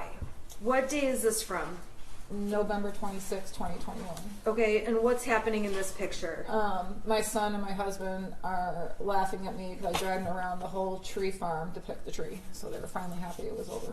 Okay, so that's YY, right? Right. Okay. I'm gonna close this for just a minute, and just make sure that exhibits B through YY were admitted. They're admitted, correct? Yes. Okay, and then the defense is only going to have one other exhibit, but we'll get to that one. Okay? Okay. So, Mrs. Crumbley, I want to go back and talk to you. We went through a lot of Facebook pages, obviously, or pictures. On Thanksgiving, who was at your house? It was my aunt and uncle, my cousin, and her husband. And what did you guys do, if anything, that night? Well, they were there probably till about 7 or 8 o'clock. So we played left, right, center, just the normal family stuff. Did anything seem off or strange with your son? No. Was he spending time with family members, or was he in his room? What was he doing? He was back and forth. He would come out and play games with us, or when it got to adult talk, he would go in his room and play his video games. Now, we definitely saw a lot of his friend in the photographs. Were there other times where he would not have his friend with him? Yeah, there were times. Okay. Was he happy? Was he okay without his friend? How was he? Yeah, I mean, most of the times it was just the three of us. It was usually out of state travel. Okay. Let's see here. Okay, so on the day after Thanksgiving, what did you do that day? I went shopping. I go shopping every year, day after Thanksgiving, Black Friday shopping. I wake up about 4 o'clock and I go shopping. Okay, so where did you go that day, if you remember? I usually go to Meijer, and then from there I'll head up to Marshall's and Lapeer, and then sometimes I will hit the not Home Depot, the other home improvement store, Menards. I would hit Menards. And on that date, when you went, it was the 26th, correct? Yes, correct. Do you know, when you left your house, did you know what James and Ethan, your son, were going to be doing that day? No, they were sleeping when I left. Okay, when you got home, were they home, or were they where were they? They weren't home. Did they ever come home? Yeah, I texted my husband and asked where you're at, and I believe he called me and told me that him and Ethan were at the Acme firearm store looking at guns. Okay. And then they came home from there. Okay, did they purchase a gun that day? They did. Okay, the prosecution brought in exhibits showing the receipts, all of that. You weren't with them when they bought the gun, correct? No, I was not. Okay. You did post on Facebook a photo of the gun. We saw the post, correct? Correct. And in the post that's been admitted already, you described it as your son's Christmas gift. Can you explain who wanted the gun? What does it mean? They had rented a 9mm at the shooting range before, so they knew it was the type of gun, or the size gun, I guess what it is, that they wanted to get. And my son and my husband did a lot of texting back and forth. My son did a lot of research on it, and they're comparing different ones that they wanted to buy. That went on for a couple of months. My husband just kind of kept blowing it off, like, not right now. And then I guess when I was out shopping, they said, well, let's go try on Black Friday, see if we can get one on sale, or if there's any deals going on. Okay, so they ultimately did get one? Right. Now, did you object? Did you say, I don't want that gun in the house? Anything like that? No, I was more angry that they cut into our Christmas tree time. I usually cut my Christmas tree down right after I get back from shopping, but I had to wait for them. So I was irritated at that. When they came home, did they show you the gun? Yes. Okay, and what did you guys do? They just showed me it was on the kitchen counter, and then my husband put it up, and we went to the Christmas tree farm. What do you mean by put it up? He put it back in the case with the cable lock and back in the bedroom. Okay, let's talk about just guns overall. This jury needs to understand some details, okay? If I ask a question you don't know what I'm talking about, let me know. Because are guns your thing? Not really, no. Okay, but do you have awareness about guns within your home? I do. Okay. Who is responsible for storing the gun? My husband is. Okay, explain why you say he's responsible for that role. I just didn't feel comfortable being in charge of that. It was more his thing, so I let him handle that. I didn't feel comfortable putting the lock thing on it. I just rather not let him do it. And I think in one of the messages that was admitted with Brian, you called it a string lock. Yeah. Okay, do you understand now it's a cable lock? I do. Okay. So were there ever any times where you would take the cable lock off or put it on? No. Now, there were, prior to buying that gun, did James own any other guns? He did. How many? 2. And by 2, the jury has seen the Derringer and the Kel-Tec. Were those the other 2? Correct. Okay, so those are the other 2 guns. How were those stored? They were stored in the safe. Okay, and was that different than the 9mm? It was. Okay, explain to the jury the difference. We had a gun safe, so when they bought the 2 other guns, they transported the 2 other guns into the gun safe, and then everything else. Well, I don't know. Everything went, like the cable lock and the other case went somewhere. The 9mm was in a case, but it was locked it was in the case locked with a cable lock. Okay, and how the cable lock that was on the 9mm, what did you have to use to get the cable lock opened? A key. Okay, did you have possession of the key? No. Okay, where was the key? I collected German beer steins, so it was in one of the beer steins. Where are those located? Throughout the house. We have them on top of there's a ledge over the refrigerator in our kitchen. So they go from wall to wall. Then we had corner shelves in our house that had them. We had a lot. Okay, did you know which particular beer stein the cable lock key was in? No. Do you know if your son knew which beer stein it was in? No. What about ammunition for the 9mm? Was there any bought on the 26th when the weapon was purchased? No. Okay, so that day we saw, obviously, your Facebook post. You describe it as your son's gift. Did he have free access to that gun? No, it was for him to use at the shooting range only. Was he allowed to take it out? Not without my husband around. Did he know where it was kept? My husband hid it usually in our bedroom in different spots. Okay. What was the intention of hiding it? That's just what you're supposed to do. Okay. And when it was hidden, was it locked in any way? It had the cable lock on it. Okay. And you again testified about the key being in a beer stein? Correct. Would the beer stein be right by the cable lock? Or? No. Okay, so where would the beer stein be? It would probably be in one of the ones in the kitchen. Okay, so the key's out there, and then you've got did you know where the gun was hidden in your room on November 26th when you put it away? No. Okay, on November 27th, we saw the whole video of you going to the shooting range with Ethan, correct? Or with your son, correct? Correct. Okay, on that day, we see in the video that you carry the gun case into the gun range, right? Correct. Okay, how did the gun get to the gun range? Well, my husband had got it ready for me and put it in the back of my car, and What does that mean? Got it ready for took you? the cable lock off. I guess he put the magazine things in the case and put it in the back of my car, and then I drove with my son to the shooting range with the gun in the back of my car. That's how it got there. Okay.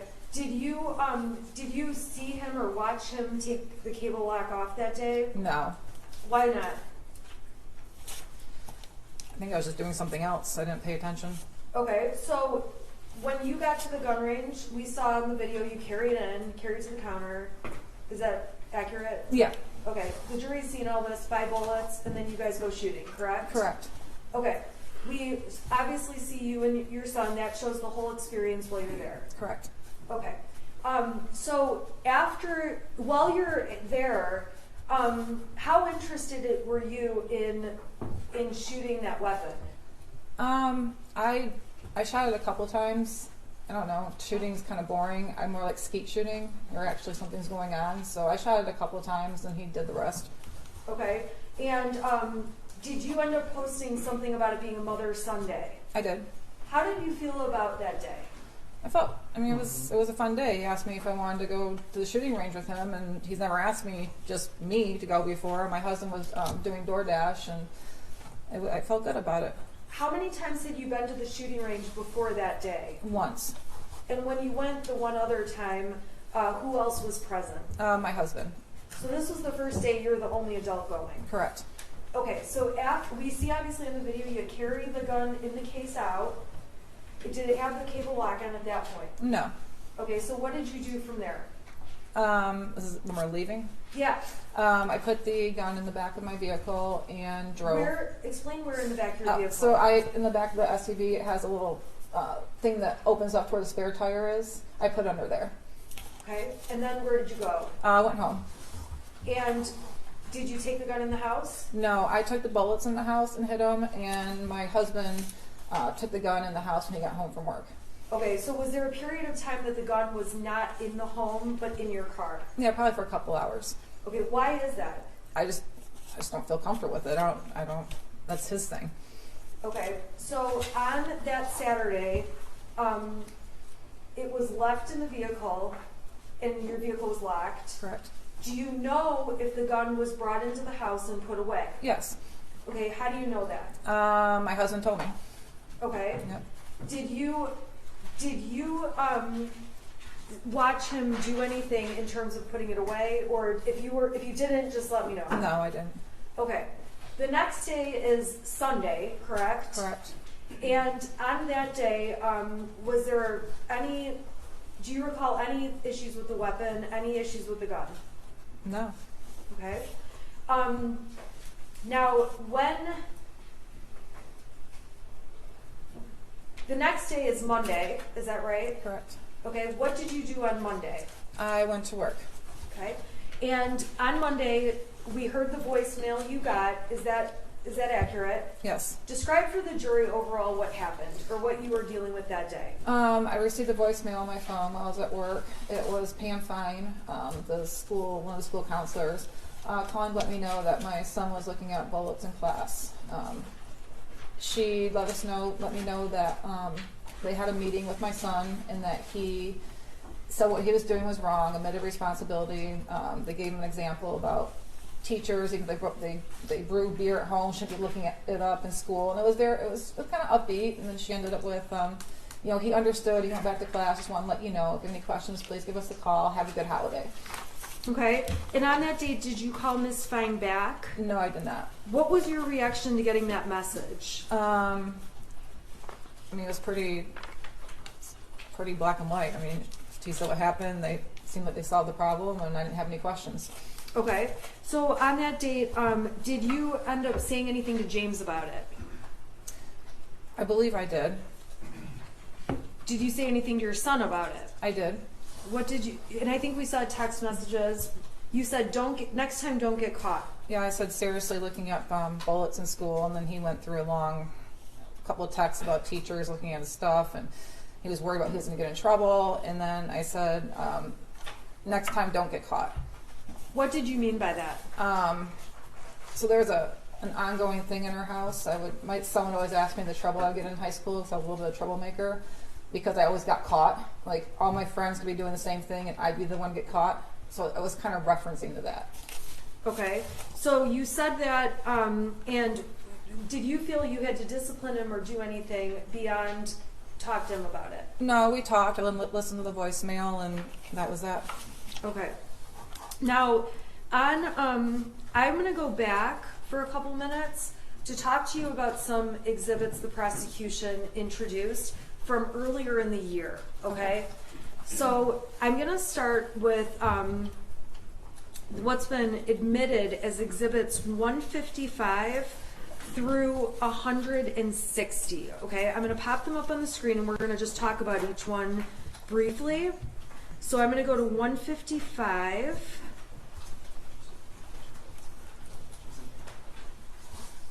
Okay, plug my...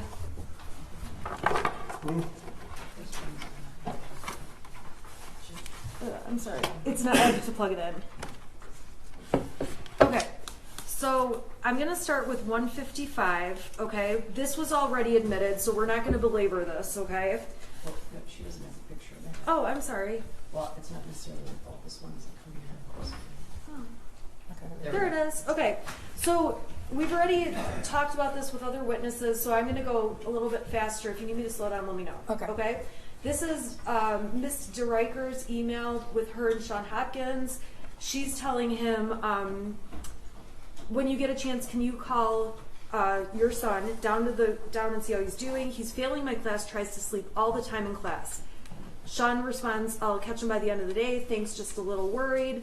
And that's that. You heard testimony about that, correct? Correct. Were you ever aware there was a time where your son was failing a class and trying to sleep all in capital letters all the time in class? I can't remember what class director was, so I'd probably be aware if he was failing that class from Power School, but I was not aware that he was sleeping all the time. So did anyone from the school let you know in May of 2021, hey, he's sleeping in class and failing? No. Okay, that was Exhibit 155. And would that show up on Power Schools, that the emails between them? No. Okay, Exhibit 166. This is from September 8th, 2021. It starts off with an email from Miss McConnell to Sean Hopkins. It says, can you please touch base with Ethan Crumbley? In his autobiography poem, he said he feels terrible and that his family is a mistake. Unusual responses for sure. He writes back, thanks for the heads up. I'm in senior meetings throughout the day. I'll try to catch up with him.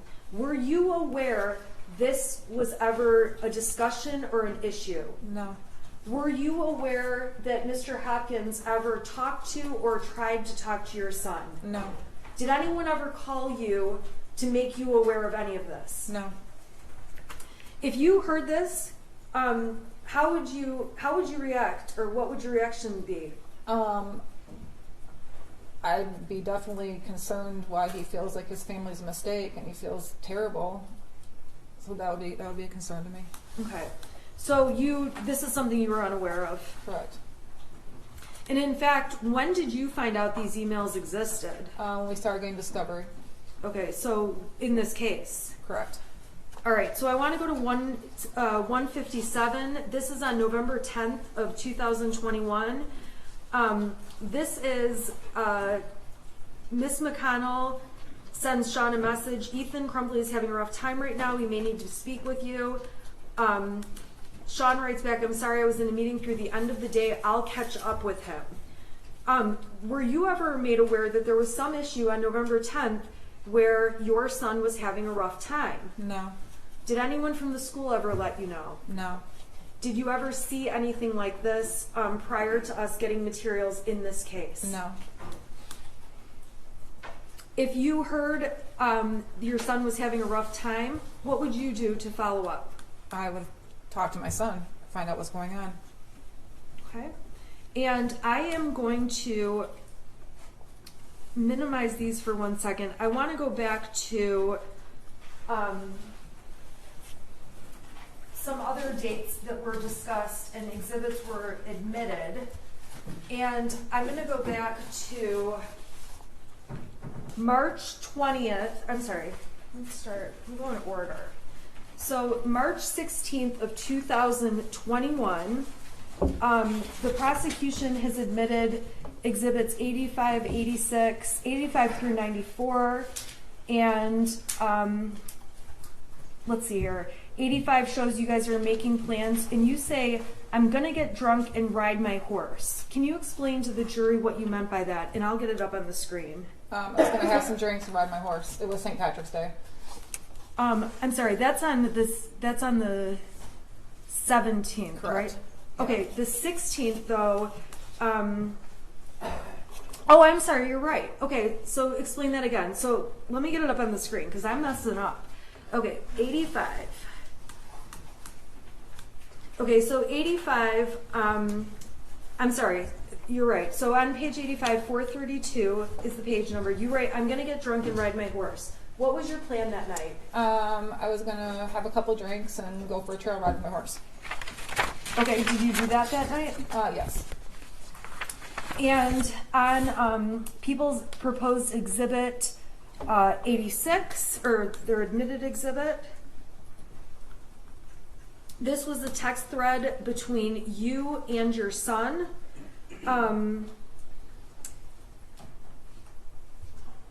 Let's see here. This is a text where the prosecution admitted to show that your son texted you, okay, the house is now haunted.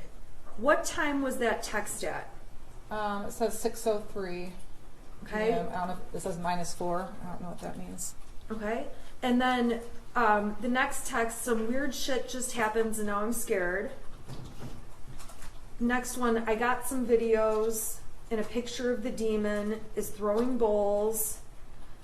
I'm not joking, it fucked up the kitchen. I'm just going to be an outsider for a while. Can you at least text back? Okay, do you recall this day on March 17th, 2021? It didn't stick out to me until this whole. No, I don't recall it exactly.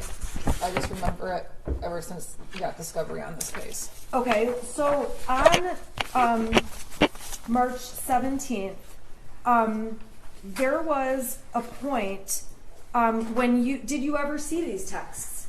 I probably didn't. Not that time. Do you recall seeing these texts at any point prior to this case? I'm sure I did, but they weren't.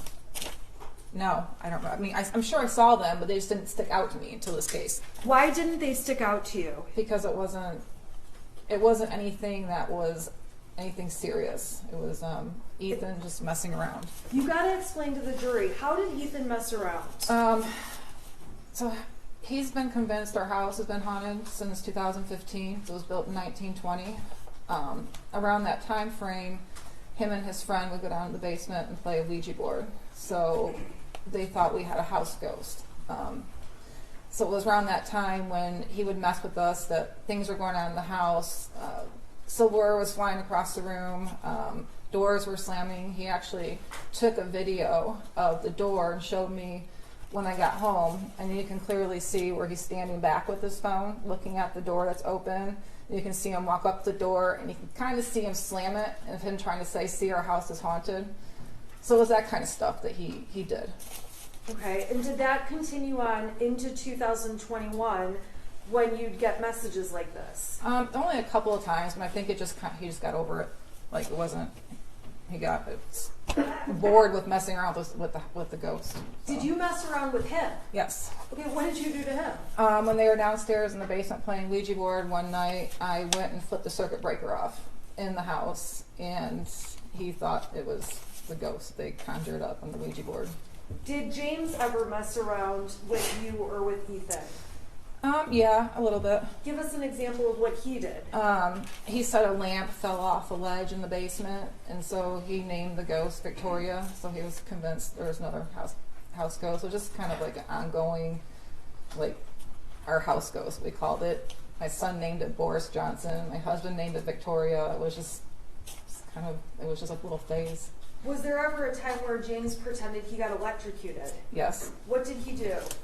We were remodeling our living room, and he was taking the old ceiling fan down and having to figure out what wires go where to the new ceiling fan. And as he was reaching up, he pretended to get electrocuted, and he fell on the ground and was shaking, and I ran up and I kicked him. I don't know why I kicked him, but I did. And then he stopped, and I realized he was joking, and my son had the phone recording the whole time. So this kind of stuff between you, your son, and your husband was like typical joking around kind of stuff. It was. Okay, so when you look back at these texts now and you see that there's a demon throwing bowls and things like that, now looking back, do you think, oh my gosh, he had mental issues? No. What do you think was going on? Just what I said, that it was just him messing around.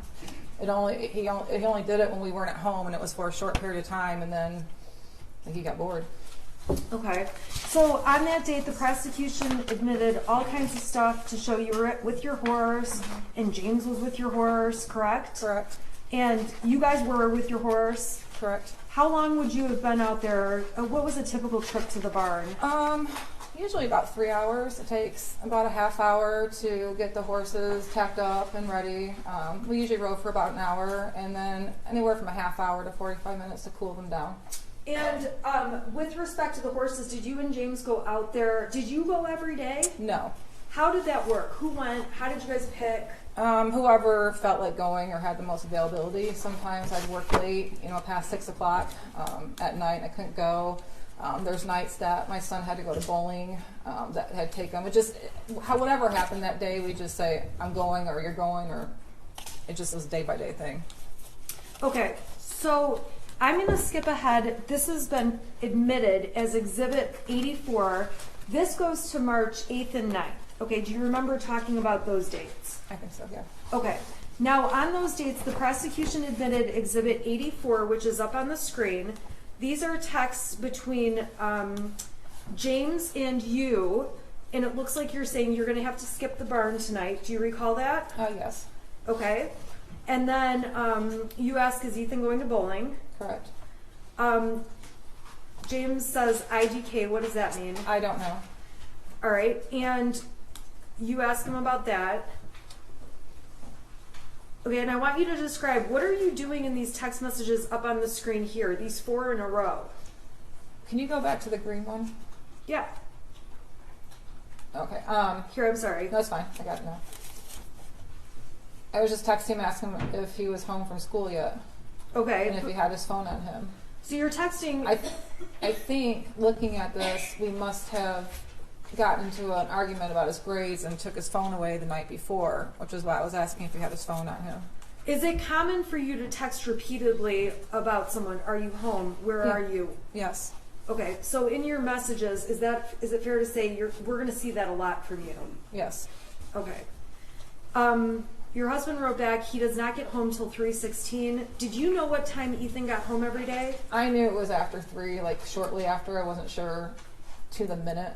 Okay, well then you wrote, I told you to pick him up because he's upset and I don't want him to do anything stupid, God damn it.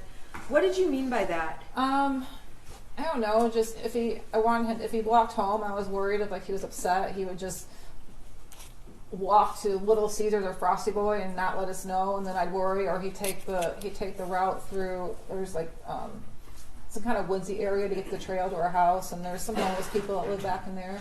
It was just more or less, I was just worried about him just not wanting to come home because we got an argument the night before. So when you say, I don't want him to do anything stupid, were you worried he'd hurt himself or anything like that? No.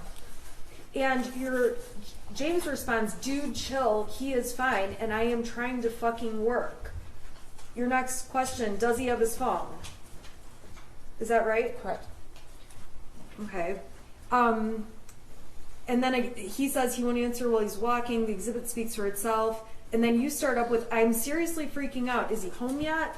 And then it looks like a blank message. Yeah. Why are you freaking out so much? Because he didn't tell me he was home. So, and I think he must have, I don't know, just with work, I couldn't get a hold of him. So it was like, why can't I get a hold of you? Why can't I get a hold of anybody? Okay.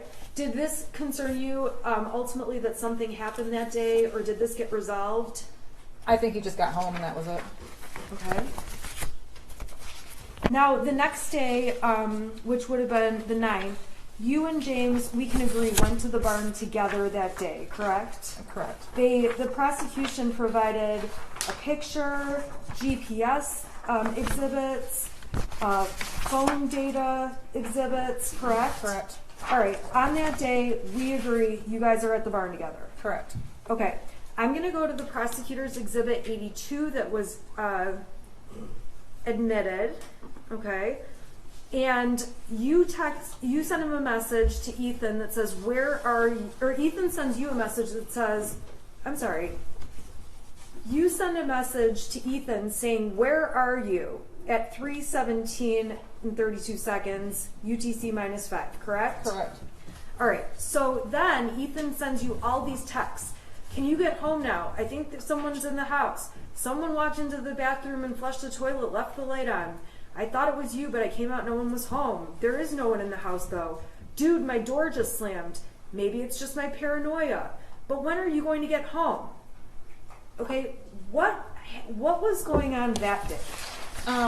So if you go back to the beginning of the thread. Okay. Is it the beginning? So you can see the time on there.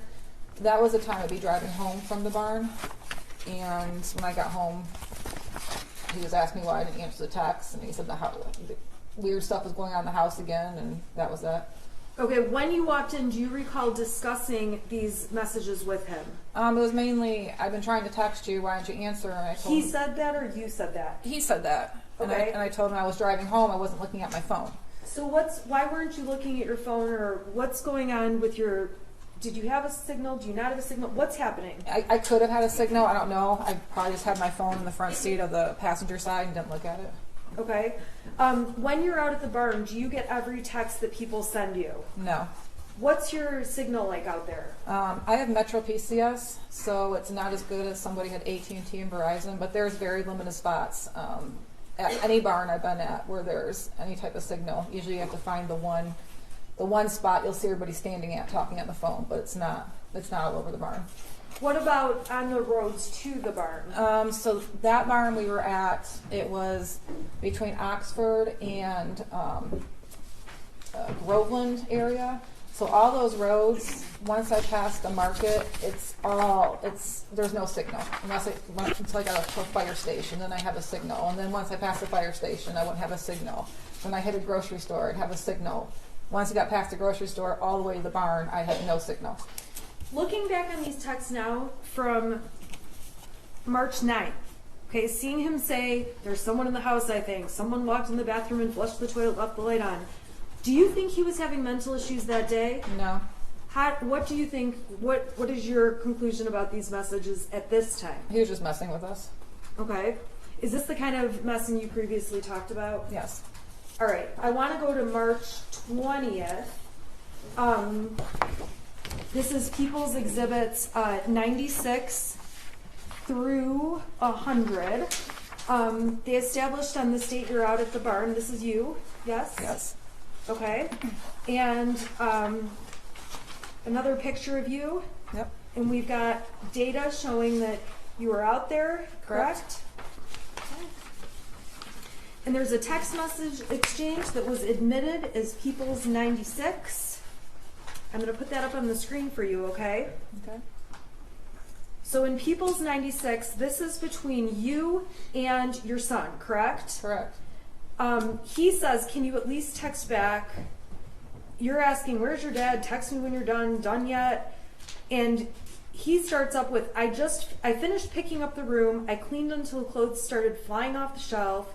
This stuff only happens when I'm home alone. I picked the clothes back up though."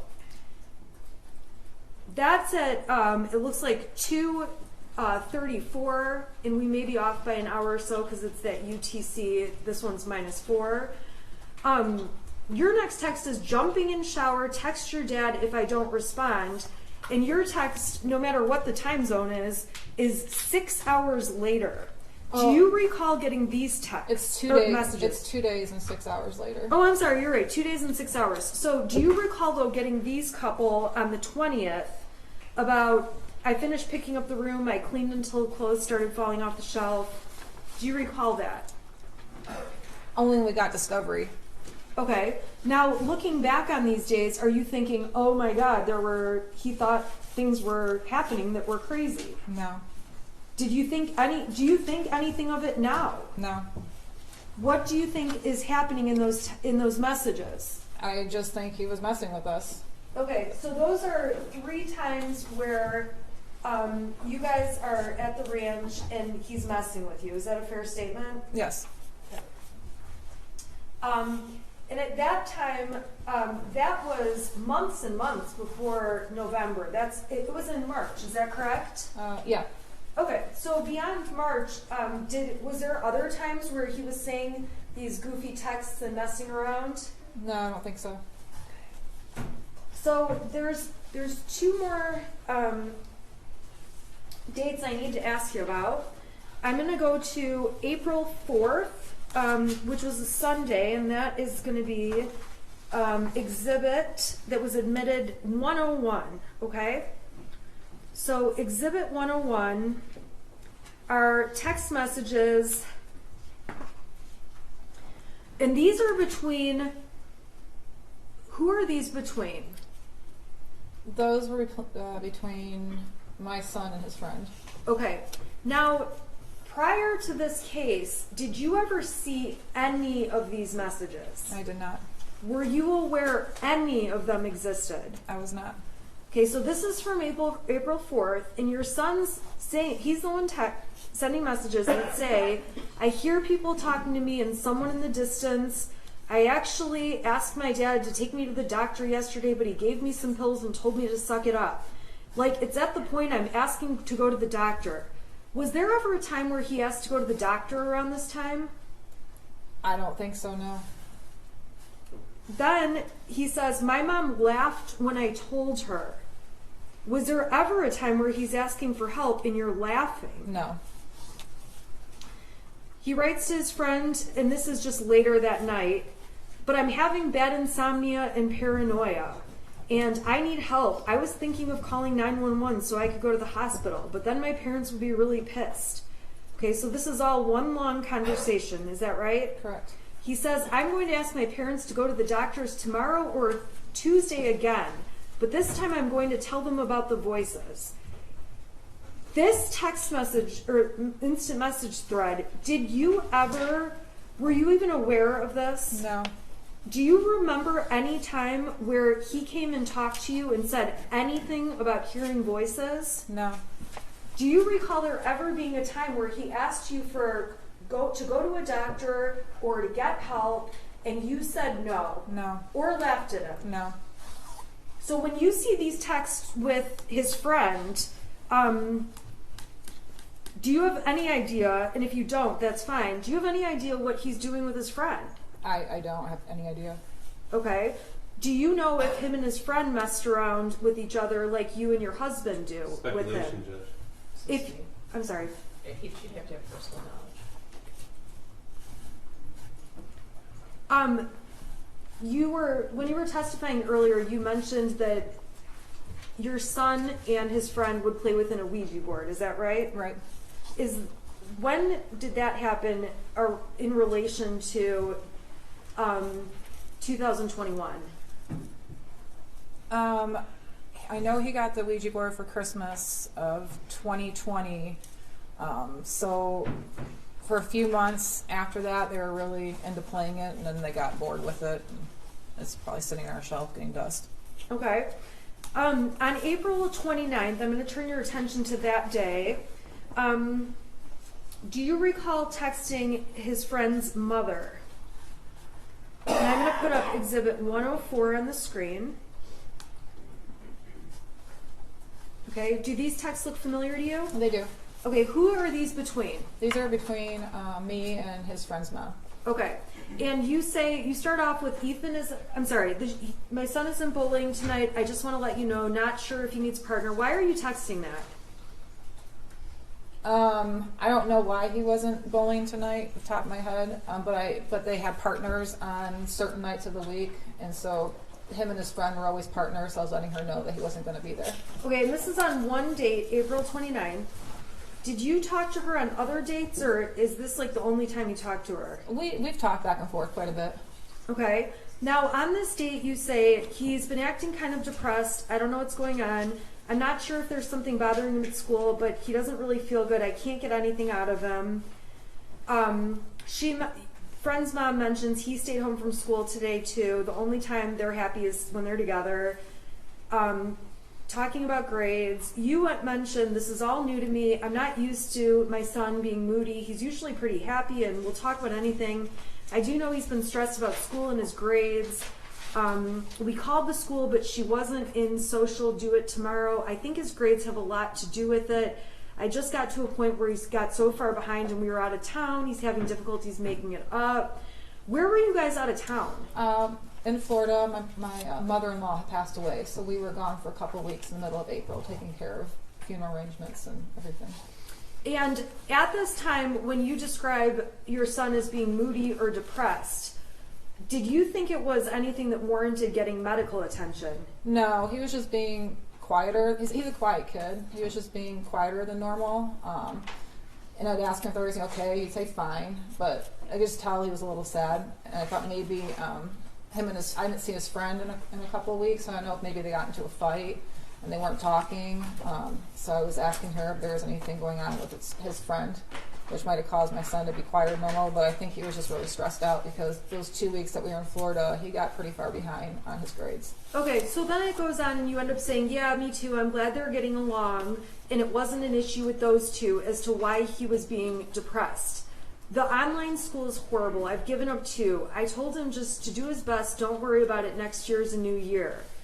And then maybe if his friend is feeling better, he wants to come over to work, and then you're talking about shooting up a gun range in the backyard, correct?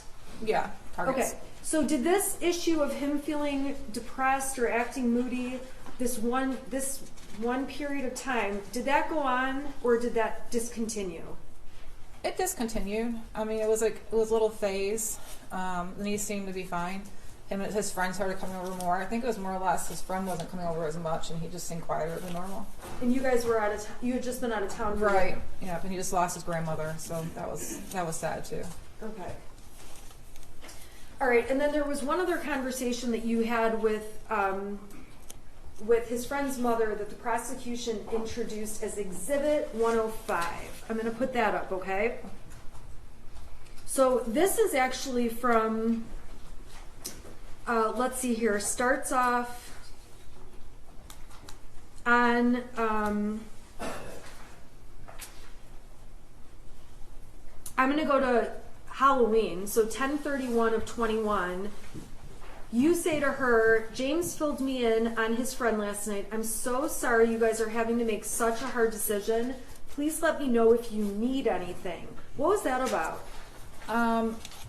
We had found out the day before Halloween that his son, my son's friend, went to Wisconsin to an OCD treatment school. We didn't know. We had Halloween plans, and we were texting with his friend's parents about his friend still coming over to carve pumpkins on Halloween because they do that every year, and then they go out and trick or treat. And we didn't hear from him, and all of a sudden my husband found out through his friend's dad that they drove to Wisconsin, and he's at an OCD treatment center for at least 90 days. So it hit us really hard because we didn't really expect it coming. He didn't expect it coming. It was hard. Did you do anything different as a parent when his friend was taken away, essentially, to the hospital or the other school? I don't understand. Did you do anything different as a parent in terms of spending time with your son? I mean, we did as much as we could. Okay, tell us about that. Tell us about that month. I think we did more family game nights than normal. He was working a lot. I would check in with him, make sure he's doing okay. That's when I started asking him, do you have friends at school that you can hang out with? And if so, you're more than welcome to invite him over. Okay. I was more on point of the fact that he was sad. Okay. And even though he was sad, did you feel like there was anything where he needed help or needed mental health treatment? No. Was his loss of his friend being in his life anything that made you think he needed counseling or a therapist? Not to that extent, no. I'm going to unplug this so that we can go back to go to questions that don't involve exhibits, okay?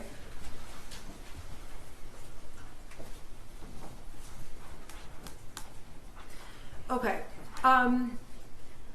So we were talking earlier about the mother-son gun range day, right? Correct. You've already told the jury how the gun was put in the car and taken out. Okay. Now, did you ever tell Brian Maloche about the mother-son day at the range? I'm sure I mentioned it, yeah. Did you ever tell Brian that the gun was in your vehicle? Yes. Okay, when did you tell Brian that the gun was in your vehicle? On the day I went to the shooting range. Did you tell Brian you put the gun in your car the day the shooting happened? No. So when he testified to that, was that accurate? No, I think he was confused. Okay. Did you specifically tell him about the gun being put in your car that other time? Yes. Aside from that time that you drove to the range, was the gun ever in your car? No. Were you aware Brian had memory issues? No, I was not. Brian testified that he never met Ethan. Later in his testimony, he said he did. Did he ever meet Ethan? Yeah, a couple times at the barn. Okay. And we went, he came to our house, he helped deliver a big TV that we got, and my son was there. Did you ever tell Brian anything about your son saying things or making you upset in any way like that? No. Did you ever tell Brian anything about he had mental health issues that you were worried about? No. So when we read your messages, which the prosecution admitted, the 77 pages, okay, it's fair to say the jury can read what you guys talked about and you reflect on all the, you talk about the past with Ethan, correct? Correct. Okay, so the jury can read those. We don't need to go through those. You agree? I agree. Okay. So we got to Monday. Monday is 2 days after you guys go for the Mother's Sunday at the shooting range. Monday, Miss Fine leaves you the voicemail. We talked about that already. Talked about you talking to your son about it, right? Okay, I want to go to Tuesday, the 30th, okay? Okay. Do you remember Tuesday the 30th? I do. And that day, we saw an exhibit of you going into work. That happened? Yes.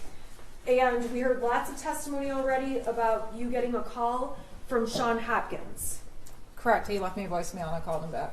Okay. When you called back, Mr. Hopkins testified that he sent you something. What did he send you? He sent me a copy of a math worksheet that had the scribbled out drawings on it. Okay, and I want to ask you, the night before that scribbles out drawing thing came to you, did you have any interactions with your son? Yes, we did. What were those about? I saw in Power School that he had an E in geometry, so we got in an argument again about his grades. We took his phone away and told him that he couldn't go to the shooting range until his grades were brought back up. Okay, so you guys had this argument the night before. We saw lots of messages where you thought everything was fine that Tuesday morning. Is that how you felt? Yeah. Okay.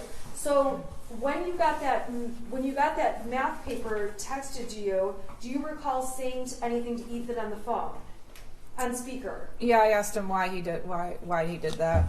Okay. What were you thinking at that point? I was actually kind of angry because I thought he did that in like defiance of us yelling at him about missing assignments, and here he is drawing pictures on an empty assignment page in geometry.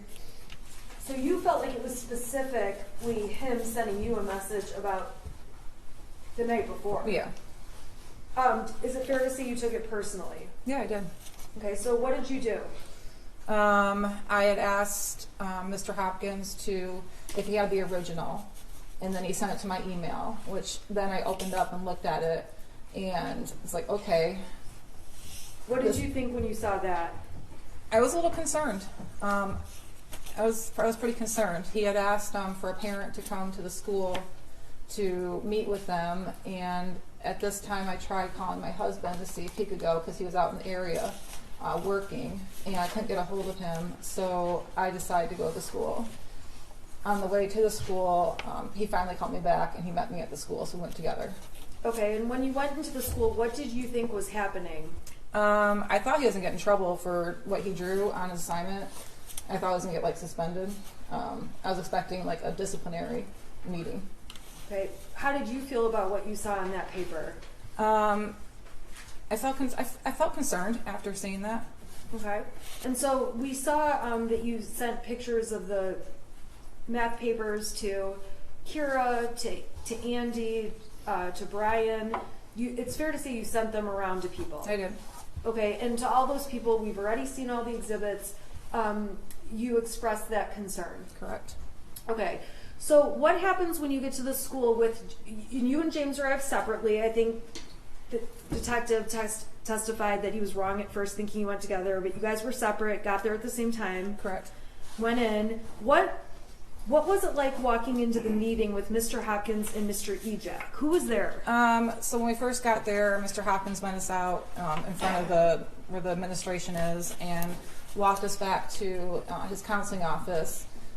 When we walked in, it was just him, and then my son was sitting in a chair in front of his desk, working on something on his laptop. So when he walked in, he kind of showed us where to sit, and then we shook hands, he introduced himself, and started the meeting. Did you try to hug Ethan or do anything like that? I didn't. Okay. And when, how did that meeting go? It was pretty nonchalant. It was pretty brief. He started to tell. He basically filled me in on what my son and him were talking about for the last hour and a half. He said that my son told him that he was feeling sad over the death of a dog that we had. My mother-in-law, the loss of his friend. So we talked a little bit about that. We confirmed it. We just said we agreed it was hard on him. He told us that he didn't feel my son was a risk, and actually gave him the option if he wanted to stay at school or go home. My son wanted to stay at school, so we all discussed that.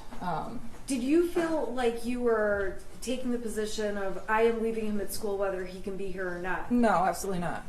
Okay. Were you surprised or were you not surprised? Did you have any feelings about whether or not he could stay at school? I didn't really. I thought the advice that they were giving us was a good advice. We talked about him being sad, and then he said being around peers usually helps. So we all agreed to that. My son gets very stressed out when he does virtual school, so we agreed that it might stress him out more to do his school remotely the rest of the day. But there was never a time where I would refuse to take him home. I could easily, if he wanted to go, take him with me. I had no issues with that. Okay, so ultimately, did you take a paper from the school? The counseling papers, yeah. Okay. There was a stack, like maybe 10 sheets with multiple counselors listed on them. Okay. And were you planning to do anything with that sheet? Yeah, actually, we were going to start. I gave it to my husband out in the parking lot, and I told him I had phone calls at work the rest of the day, so I told him to start making calls once he got done doing his DoorDash. Okay. Now, the prosecution introduced and admitted an exhibit, which was a search off of Yahoo about clinical depression treatments. Do you recall ever Googling, but do you recall ever searching that topic? I don't, and I don't usually use Yahoo as a search engine. I always use Google, so I don't know. I don't recall it, no. Okay. Do you recall how or if you ever saw anything on Yahoo about clinical depression? I don't remember specifically seeing anything. I might have looked at something when my husband was going through a really hard time after his mother passed away. He was he was drinking a little bit more than usual, and you just tell that he wasn't right. So I might have looked at something at that time, seeing if he was depressed, but not. I don't know where Yahoo came from.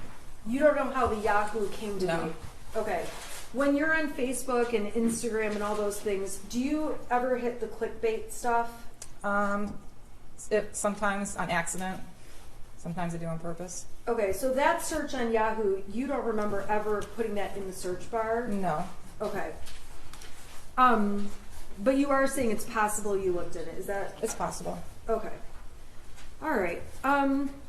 So let's go back. So you're at the meeting. How did the meeting end? So we all decided that my son was going to go back to his class. So we wrote him a pass to go back to class. After he left, all four of us were in the meeting, and they asked if we had any questions, and we did not. And then I said, I'm going to go back to work. And we left, and I went to work, and my husband did DoorDash. And Did you mean to be abrupt about ending the meeting? I didn't think I was abrupt. Did you think you ended the meeting?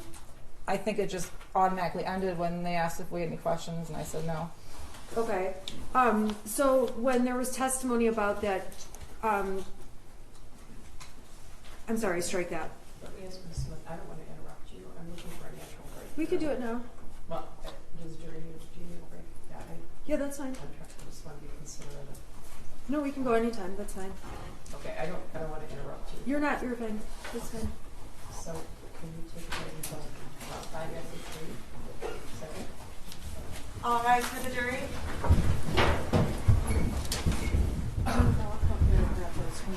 Is it okay if I grab these exhibits? Sure. Jennifer, I'm going to grab these from you.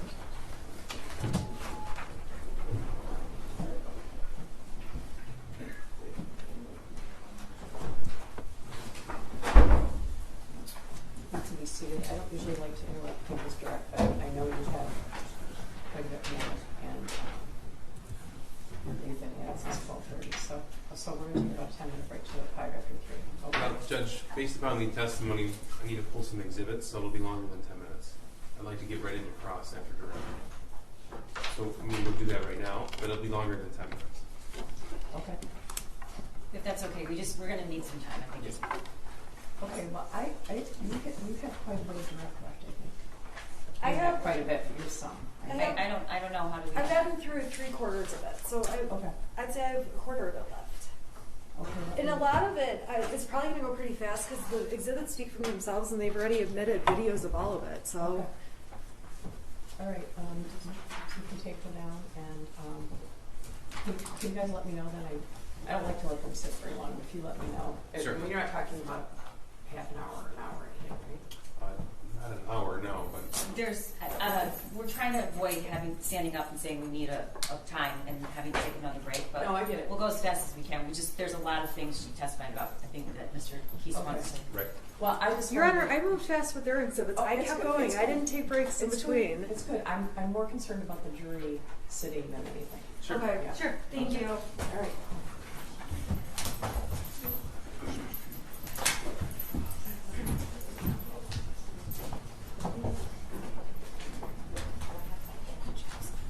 Jennifer, they're gonna take you down. They're gonna take you down, and then they're gonna bring you back up. Okay. They're gonna take you down, and then they're gonna bring you back up. Okay. Okay. Don't talk to anybody about it.